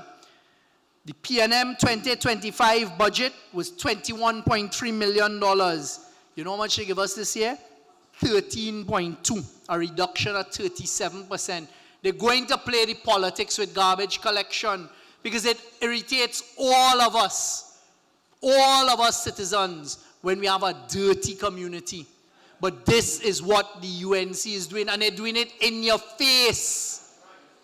So people, the last thing I will touch on for tonight, because we have a debate going on in the Parliament, and our leader is here to speak to us, is I'm putting us on another warning. There are cases in the High Court and cases in the court system that are fighting white-collared crime. There are cases inside there. By now, every citizen should know about EMBD. And that there's a former minister there, another minister with Eden Gardens. These are matters before the court. But we are also seeing what they're doing to these matters. And they try to do it in creative ways. I have been asking for over a month now, almost 2 months, about the NGC SIS arbitration for the Beetham wastewater corruption and the fight against that. And I have asked repeatedly and repeatedly and repeatedly, the Prime Minister, the Minister of Energy, the NGC board, did NGC not win that arbitration and receive an award of over $350 million against SIS? And it was on a Christmas Eve in 2015, we went and froze $180 million of SIS assets because we were worried about fleeing the jurisdiction. They have said nothing because that is the disdain and the disregard they have for us. But NGC won the matter. And you know why they're delaying? To allow SIS, I suspect they're delaying, to allow SIS to file action in court, to then come and say, well, SIS appealing the matter, they're challenging the matter. That is how they will deal with things. We saw what went on with the Jack Warner matter. We saw what went on there.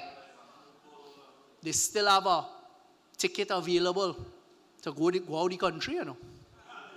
Right? These matters before the court, let's keep a close eye on it. Because we're asking questions and we're not getting answers. And there's special ways they could go about trying to discontinue or to do things to matters, changing the lawyers, trying to find ways not to prosecute the matters. These will have long-standing effects on us as citizens. Because if you can't fight the corruption in the court, where are you going to fight it? And we know that these cases are good. The EMBD case, you had a judge, Justice Abood, in August 2020, say there's a case to answer. The case went all the way to Privy Council. There is a case to answer. All of a sudden now we see maneuvers starting to take place. Trinidad and Tobago, the People's National Movement, is here to look after your business. But we need your support. Trinidad and Tobago, the People's National Movement is the only choice. You made a mistake on the 28th of April, and plenty always be on my phone with buyer's remorse and regrets, etc. We can't change the past. Get behind those who will fight for the country and will save this country. Because if in 5 months they could take $1 billion and we don't know where it's gone. There's another thing here in this budget where they start to talk about the expansion of CDAP. I will deal with that in the Parliament. We are here to look after your business. Port of Spain, North St. Anne's West, I thank you sincerely again. Political leader, I thank you for the opportunity for tonight. PNM, Trinidad and Tobago, let your heart not be troubled, because you have a team in the People's National Movement that will fight for what is right for Trinidad and Tobago. And you could certainly count on me to be part of that fight all the time, every time. Because you see, I accustomed to hurdles, I accustomed to them kind of thing. And we will persevere and we will prosecute on your behalf. So tonight, stand by. Stand by when we force them to open Central Block. Stand by when we want our Savannah clean. Stand by when they drown in us with no money for bridge and road and no money for drainage. When they put in pressure on the mayor, the aldermen and the councillors all across the country once you name PNM, because they know what we have to offer. I thank you. I thank you. I thank you. And listen, great is the PNM. Great is the PNM. Great is the PNM. And we shall prevail. Great is the PNM. Great is the PNM.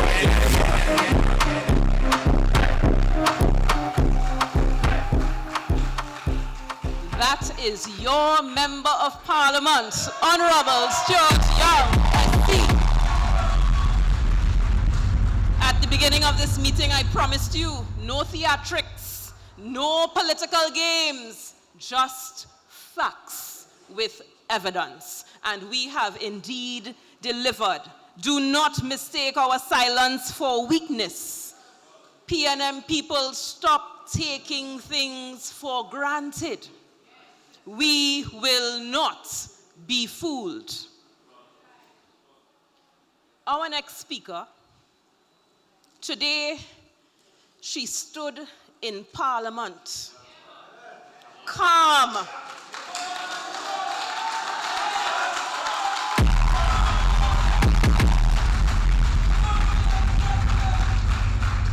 She stood like the Rock of Gibraltar, meticulous, unshakable, exposing a budget that gave with one hand but took back so much more in cunning and calculation.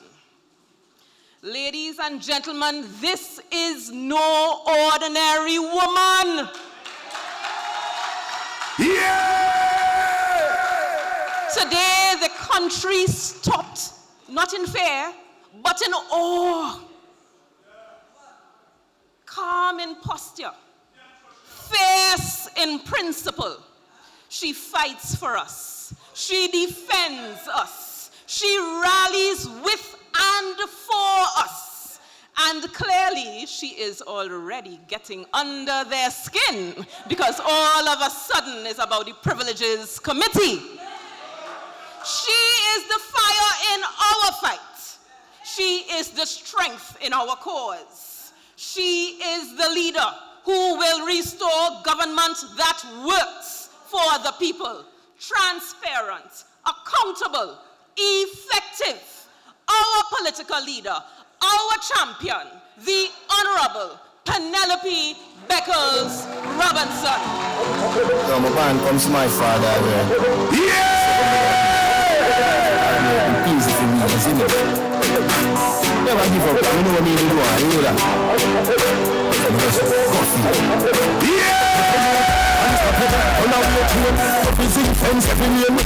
We are here for this time like plane. Them a pray for this time like plane.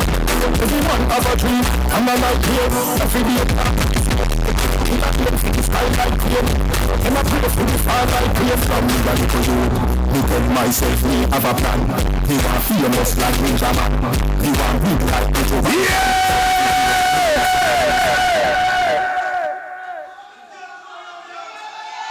Great is the PNM.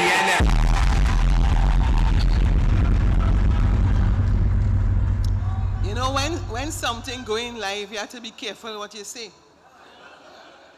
The tax on this, I go on up and take a drink. Water, water, water. Oh yeah, the plastic.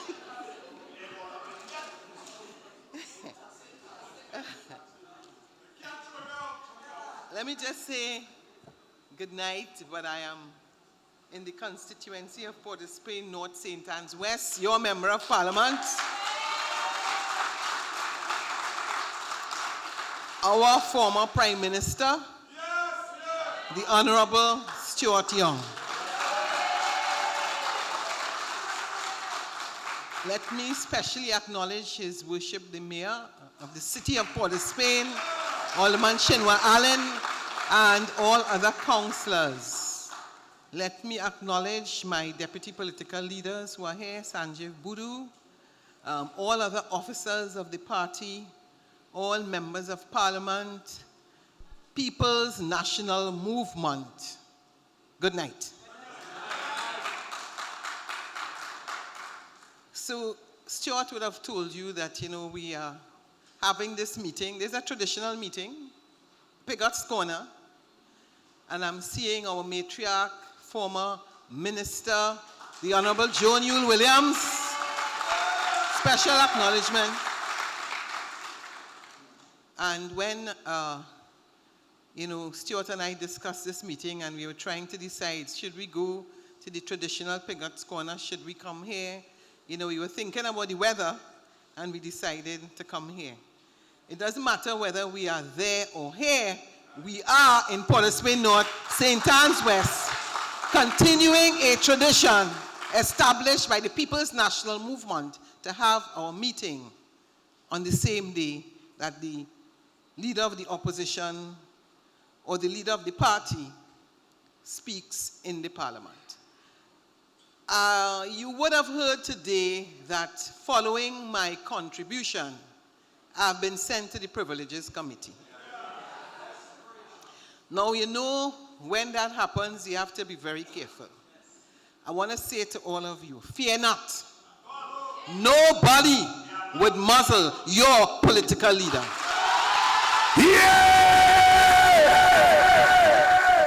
It has something called panic and desperation. That's what I want to tell you. Because, they're looking for more things. And we have to be careful. We're not giving them no excuse. But I'm saying to you, they will not muzzle the People's National Movement. So we have our colleagues talking, and we are managing. And let me say to you that this was my first budget presentation as the leader of the opposition and the first female leader of the People's National Movement. I cannot take all the credit because it was a team effort. A number of my colleagues would have prepared contributions to make sure that I was able to deliver in the way I delivered today, including your Honourable Member of Parliament, who would have provided as well and contribution on my behalf, part of it that formed the team effort so I could deliver as effectively as I did today, and I thank him very much. So we are here, but we are monitoring very closely what is happening there. Because I'm sure you would recall that there are many times that they would have stayed away from the Parliament and we got up and concluded the debate. You all wouldn't want that to happen whilst we are here. So we are monitoring. But what is very important for me is that it was a couple months ago that I was here with your councillor, Janelle Young, and your Member of Parliament, your councillor that has a foundation called the Pineapple Foundation, doing a project to empower women. That's the last time MP Young and I were here. I'd like to congratulate her for the good work that she's doing to empower women. Let's give her a round of applause.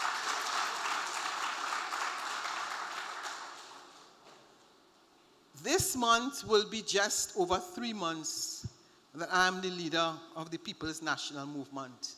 Some people think it has been a very long time. And I will say here what I've said in many other places. It's not easy to be in opposition. There are only two persons right now in the Parliament who would have been in opposition for a very long time, and that is Minister Imbert and myself. Dr. Rowley used to remind us from time to time that when you're in opposition, your political leader could only appoint 6 senators. And so many people in Trinidad and Tobago believed that when the UNC said, when they win, everybody wins. And they believed it. Some of y'all took a chance.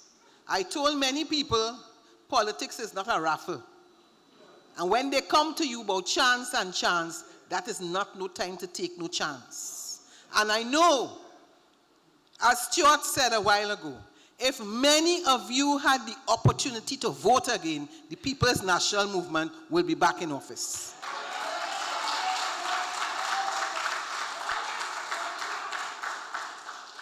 When you have the opportunity to compare, you know what is chalk and you know what is cheese.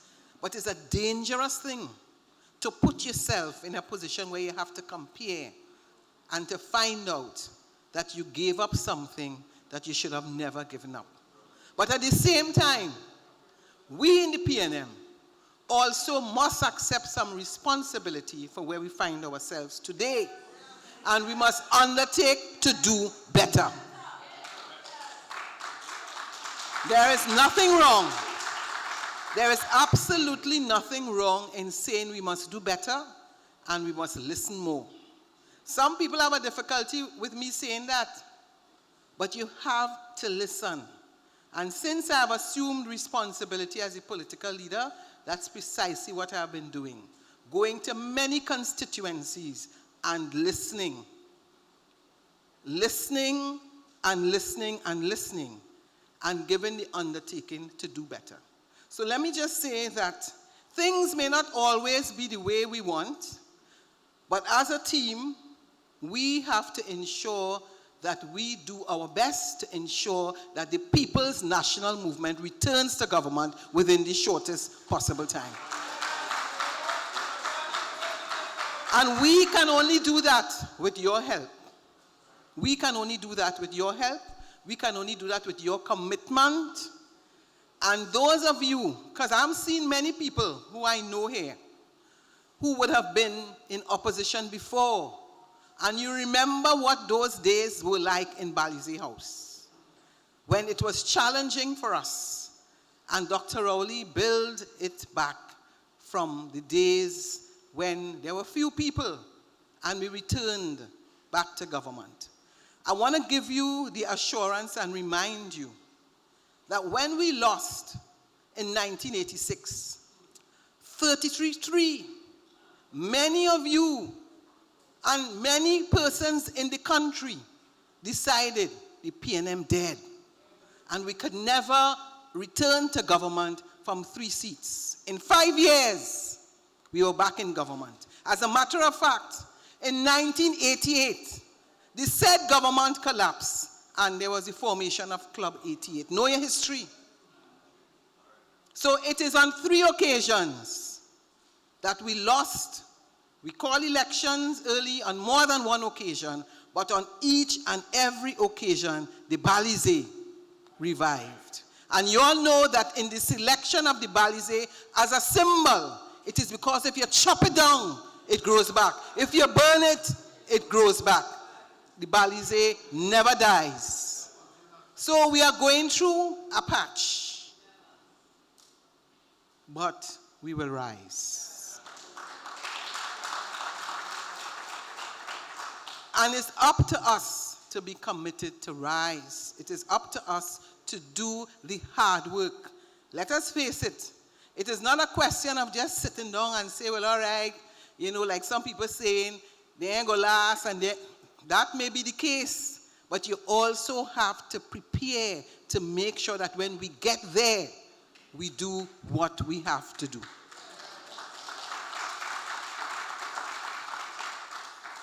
So there are a couple things that I want to mention to you. And, you know, the budget could be a very complicated thing. I want to urge those of you who have the time, your member of parliament may or may not speak tomorrow. At the rate they are going, he may very well speak in the morning. We really don't know. But if he speaks tomorrow and you have the time, don't only come to the meeting tonight, go and listen to him. Go to the parliament and listen. There are too many of us who do not take the time to go and give the kind of support that we should. It is not only to come to the meeting and clap and go and hear him. Now, yes, you could hear him on the television, you could hear him on your phone, but just think about it. Sitting down there in Parliament and looking up there and seeing the gallery and see some of you from Port of Spain South, just imagine what inspiration and encouragement that is. Yes? But not only that, it also gives you a better understanding of the budgetary process. So let me just continue where your Honourable Member of Parliament left off. And specifically, I want to talk a little bit about Port of Spain, because that's where we are. We are in the city of Port of Spain. And interestingly enough, when we are in opposition, that is when there's a lot more pressure on local government. Because that is when, for sure, you know who your councillor is. Because very often you know that your member of parliament does not have the resources to deliver in the way in which you want. True or not? True. Good. So your Honourable Member of Parliament spoke about garbage collection. But let me just go through a few. Electricity, $963,950 in 2025. In 2026, $671,000, a reduction of 30%. Hear me well. Rent, leases, vehicles, and equipment, $67,810. Now down to $42,000, a reduction of 38%. Office stationery, $586,000 in 2025, 2026, $375,000. Materials and supplies, $2.1 million. 2026, $1.3 million. And that is for asphalt. You know when you want the little, you know, yes, that little patching and so, you go by your MP, and the MP say, okay, go by the councillor. You see what happened here? I want to go through a few again. Short-term employment, very important. $4.6 million under the PNM. $3.3 million under the UNC. I'm not giving you the exact, okay? Other contract services. Mayor, what is that for? The garbage collection. Right, because everybody knows that when you leave Port of Spain Carnival Tuesday and Monday, you try to figure out if a ban pass. That is because of the work of the Port of Spain City Corporation. $20.9 million, going down to $13.4 million. You all hearing? Fuel and lubricants, $1.1 million, going down to $600,000. So, when you go by the mayor, and the mayor cannot deliver, remember whose fault it was, whose fault it is. And not only that, understand that when you take the decision, because local elections come in, you know, as a matter of fact, they were tempted. They wanted to bring it early. Yes, they wanted to bring it early until the people of Trinidad and Tobago start waking up and tell them, if you're brave enough, call the election. Call elections. Because you can't treat people and promise again that when UNC win, everybody win. Everybody win here in Port of Spain? I want to spend a little time, because even I'm in Port of Spain, I want to ensure that you understand how wicked this government is. Arima Borough Corporation, 2025, $18.2 million. You want to guess how much we get in 2026? You want to guess how much Arima getting? 5.6. A decrease of $12.6 million. I want to give you all the PNM corporations. Diego Martin, 17.4 million, 2025. 2026, 11.1. All you wake up, you know. Port of Spain City, and this is the development program, projects. 19.7 million the PNM gave to Port of Spain. In 2026, this wicked, vindictive government, 4.1 million, a reduction of 15.6 million. I'm reading it out. Point 14, 17.6 million the PNM gave them in their allocation. UNC, 5.5, a reduction of 12.1 million.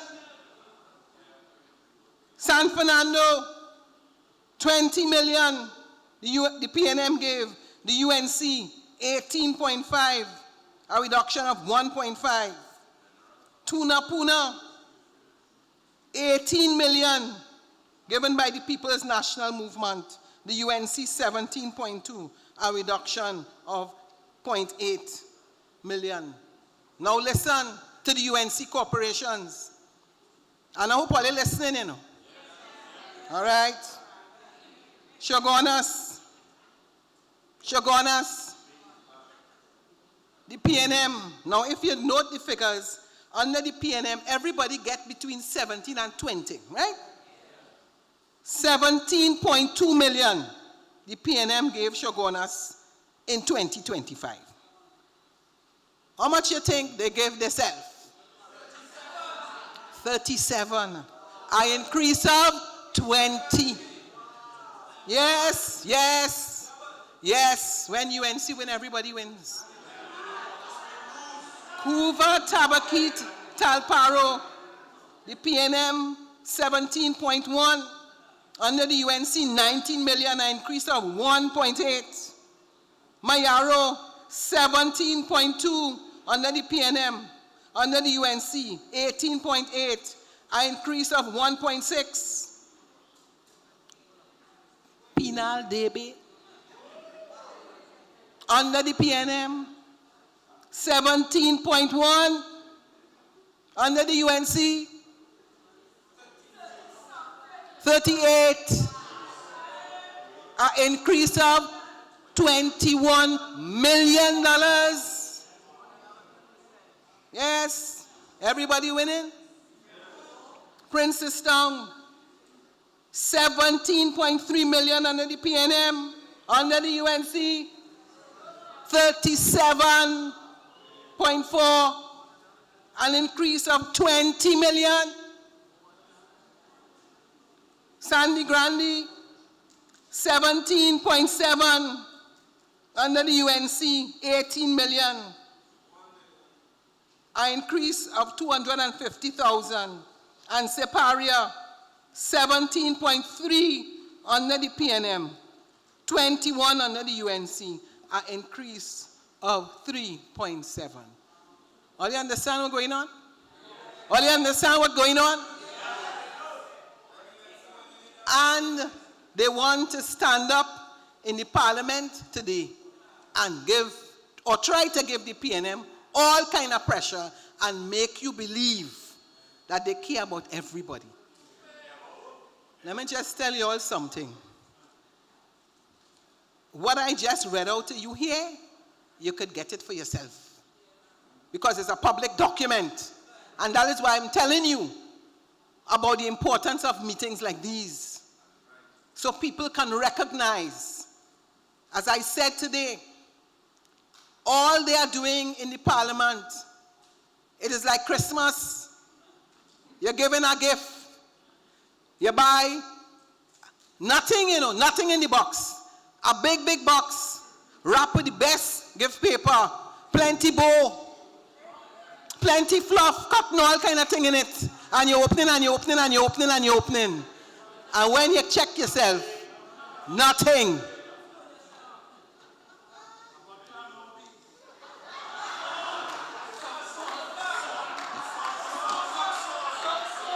Sock salt. I want to explain to you something simple. Because some of you might hear the big words about revenue and expenditure and a deficit. Right? I'm breaking it down, yes. I want to break it down about this deficit. And they're telling you that they only have a 3 million deficit, but they're borrowing $19 billion. Let me tell you simple. You're working for $5,000. Yes? But some of us has worked for 5 and spent it. So that, and there are certain times when your wife giving a little trouble and your money run out and you say, well, okay, I'm going to take a loan. So you go by the bank and say no. Go by the credit union and say no. So where are you going next?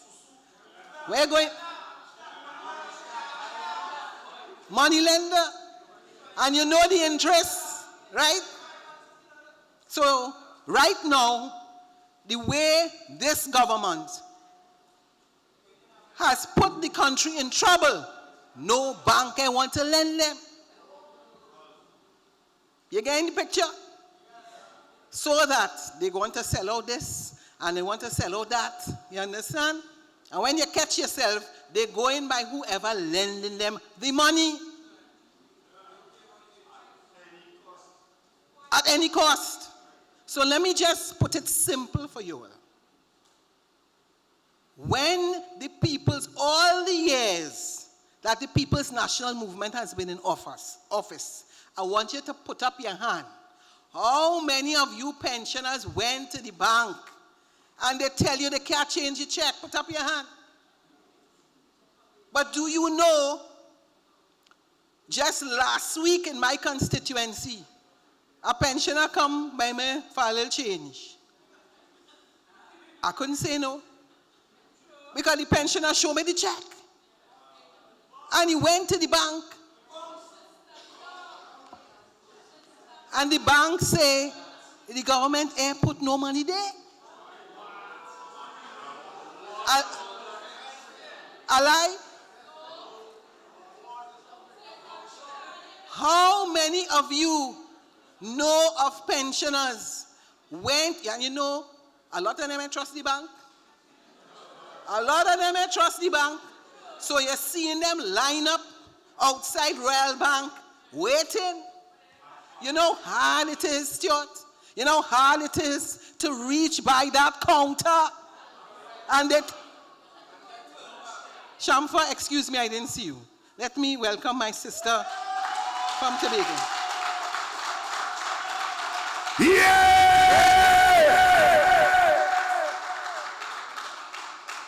Shamfa, you know how hard it is for somebody to leave Castara, come down to Scarborough, go on in the line, you reach by the cashier, you present the check, and they tell you, it ain't no money.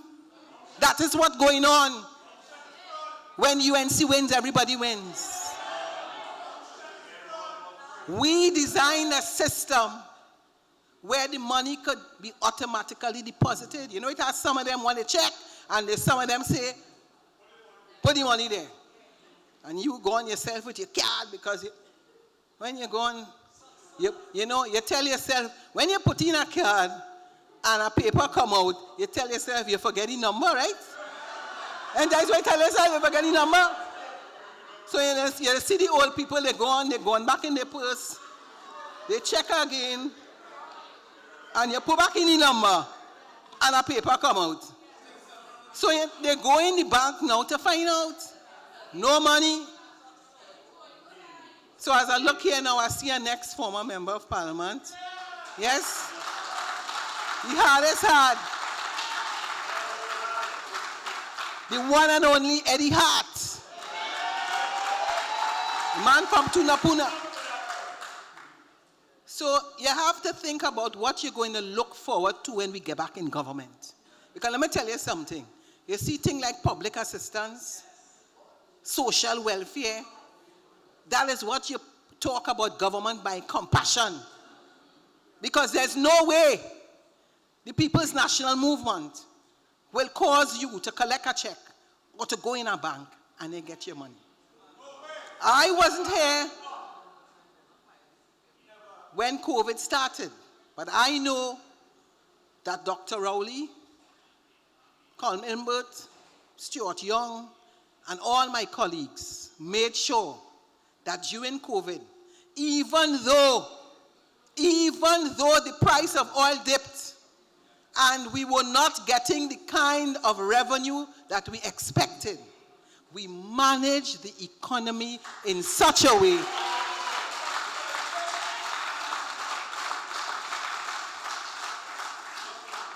now, let me take a little drink, right?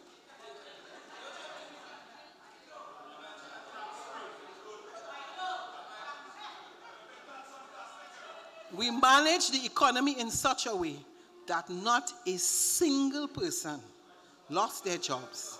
And that at no point in time, you went to the bank and your salary wasn't there. That is government and governance by the People's National Movement.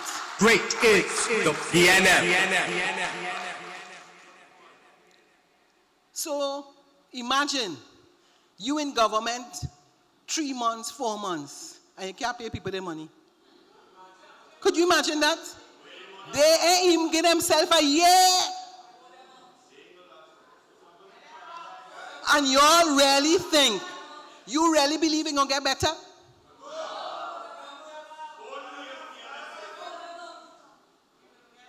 The URP people, the CPEP people, the reforestation people, all the people on contract. I mean, I don't know if you all listened to the Honourable Prime Minister when she took her oath by the President's office. Every word, I love you, I love you. The amount of love. The UNC have a different definition of love. The definition of love under the UNC and the definition of love under the PNM is different. Because you can never love people on the day you are sworn in as the Prime Minister, and within less than a month, you send home so many people that in a few months now, it's almost 50,000 people that are home. And think about the impact of that. I am sure there are councillors here, there are former ministers here, and don't feel that because Faris is no longer an MP, they ain't going by Faris for books. Don't feel that way. All of you know that during this vacation here, because when we were in office, Dr. Dolly ensured that the process to give out the grants was completed. It was just a question of you getting it. They come into office. How many people here know somebody get a grant? Put up your hand. I wonder how much of all they went by Stuart for books and bags. I ain't going to ask all to put up all your hand.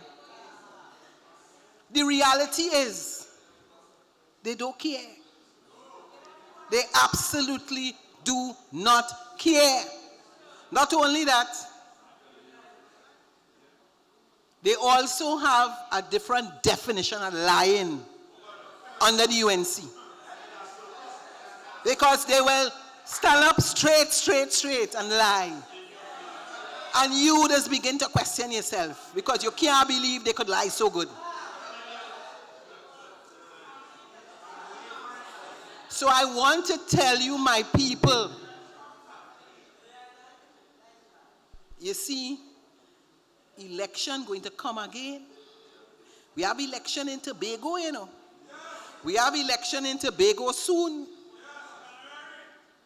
Then you never know, because they have a constitutional majority and they could have local government come early. And then you could have general elections. And I'm warning all you, they go come back and sweeten all you again. I warn all you about the lying. And they're going to come and promise you ham, lamb, and jam. If they could tell you that they move more items off a VAT, we moved those things since 2016. All you hear what I just tell all you? We move it since 2016, Mr. Hart. You believe these people gone in the parliament and the same thing we move in 2016. You know these people come and tell you they move it in 2025 and they're telling you boldface so? They're telling you they move VAT off of lettuce, tomatoes.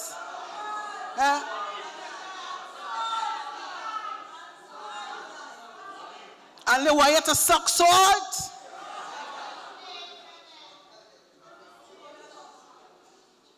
People, this is serious business. Now, you know, some people think that when you have to touch the issue of alcohol, it's a very sensitive matter. Because, you know, alcohol is sensitive for certain people.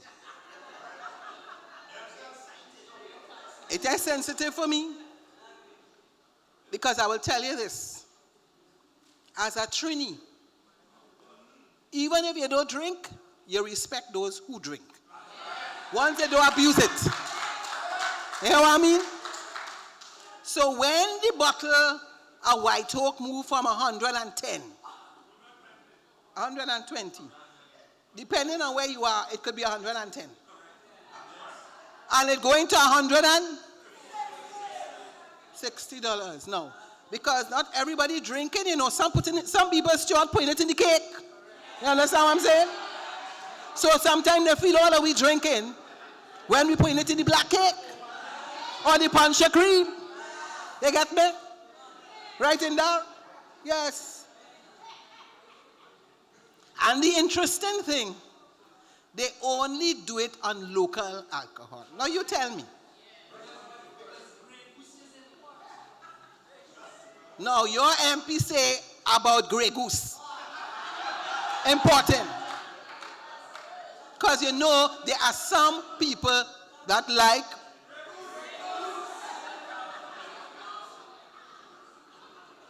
But let us be serious. We all understand that from time to time, you go by the river, you go by the beach, you have a little line by the family. You understand what I'm saying? Not only that, it's a tradition. You can't buy one beer for yourself, you buy a rungs. You know what happening? You can't buy no rungs again.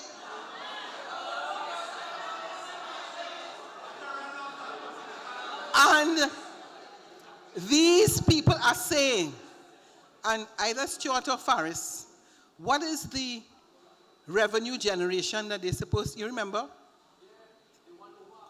Yes. Yes. They are claiming that with this increase in tax, they're going and get over $1 billion. Now you tell me. You tell me. So I'm just saying to you all, something ain't making sense. Now, not only that, I just talking for a few minutes again. As it relates to the penalties for careless driving and 15,000 and all of that. Now, you recall that we put in place a demerit system, the accidents went. Well, let's see what's going on. Every day. And they are telling you that they're going to make over $1 billion from them. You understand? Because they just don't want to say that the PNM's policy was successful. So they just want to play with our head. And the last two things I'm going to talk to you about is the issue of this 10% salary, where they want to try and make the PNM look like we wicked. Let me just tell you all something. It comes back to understanding how the budget works. Going back to my point, revenue is what you're collecting. Expenses is what you're spending. And the reason why you have a budget, so the public will know what you're spending and what you're collecting. And if you have to pay something, you have to put it there. Now, you're going to pay. Remember that? You're going to pay the public servants 10%. Remember that? Where is the Where is the money in the budget? Nowhere. Nowhere to be seen. Do not get fooled. Now imagine you put this in the manifesto. The president of the Public Service Association went on the platform, 10%. Come the month of October, in the parliament, in the debate, you know them going and tell you that they're not going to negotiate? You ever hear anything? But if you tell me you're giving me 10%, what you negotiated? It's supposed to be nothing. Don't worry. Wait and see. The last thing I want to talk to you about is property tax. And this new thing called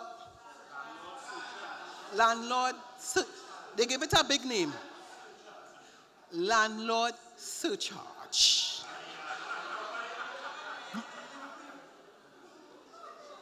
Now, everybody know that when you get exactly what the government give you, or you want to make a little change, your pension, you put a little annex there, and you raise a little something. It mightn't be a 2.5, it might be, you know they're going to tax that? You know they're going to tax that? Remember what Kamla Prasad Bisesa tell you. I can't find it here because I don't have the time. But she made the point that no government should be taxing and taxing and taxing. Remember that? And she said that when they go into government, it's no more tax. A lie? She lied. They come into office now, and it's only tax and tax and tax and tax. And so many people believe them when they said to you, no property tax. All you remember that? And all they believe that, right? Uh-huh. But you know that plenty people believed it. And they voted for the UNC on the basis that you say no property tax. In 1 week, Mr. Tanku, Minister of Finance, hear what he say? You're going and get back your rebate. Rebate? Kamla tell him, I never say that. No rebate. They have been collecting hundreds of millions of dollars of property tax. You know they talk about that in the budget? We have heard nothing. And you know that under this PNM government, we were doing local government reform. And those taxes were going to go to the city corporation. So they would have been in a position to use the money collected to be able to do all the things that you wanted them to do. this government has denied the corporation their property tax. So I don't want to say any more tonight. I don't want to say any more. I want to say to you about the importance of listening. I want to say to you that this government is all about fluff. This government is all about marketing. This government is all about playing with your head.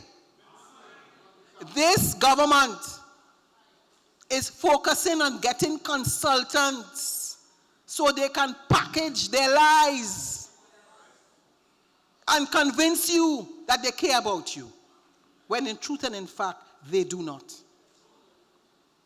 So we know, as an opposition, I'm closing, we know we have work to do. We are focusing on building our team so that we can be a better party. We are focusing on listening and preparing ourselves to return to government. We are doing our consultations in as many constituencies as possible. As your political leader, I now have an office day. You can come to see me in Balize House. Yes? And I have said, as a matter of fact, I had office up till last week in Balize House. I see people as the leader of the opposition. I've also promised that once I go to Tobago as well, I will also have an office day in Tobago. Yes? So let me say to you that as much as we are in opposition, and as much as you would be disappointed, frustrated, let us work together as a party. Let us recognize that we have had our challenges, and from time to time we may have our differences, but our focus is the PNM. Our focus is government. Our focus is governance.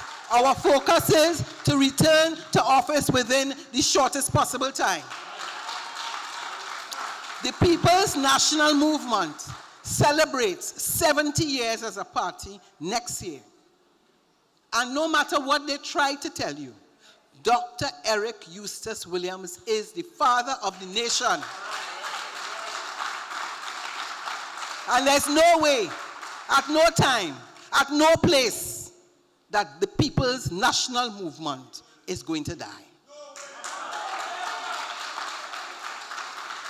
So we may be going through, as we would say in Trinidad and Tobago, sometimes a little hard times. But fear not, the PNM will be back in office. And you will be able to shout and say, great is the PNM, great is the PNM. And we shall great is the PNM. So hard work, the peace if you mean, isn't it? Never give up, I know what me do, I hear that.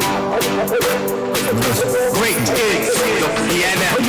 Unstoppable, turn out your train, everything fence, every lane. Ladies and gentlemen, another round of applause for our political leader, the Honourable Pennelope Beckles Robinson. Yeah! Brothers and sisters, tonight we have spoken the truth clearly and boldly. The People's National Movement, please have your seats. The People's National Movement continues to stand ready to serve, to defend, and to protect our people. And please allow me to specially recognize the councillors and the aldermen of the Port of Spain City Corporation. We appreciate you, we love you, we stand with you. Remember this, darkness is never permanent. No matter the challenges we face, hope, light, and justice will always return. As we celebrate the Festival of Lights, we wish our Hindu brothers and sisters a joyful and blessed Diwali. May it bring clarity, peace, and happiness to every home and heart across the nation. On behalf of the People's National Movement, thank you, God bless you, and good night.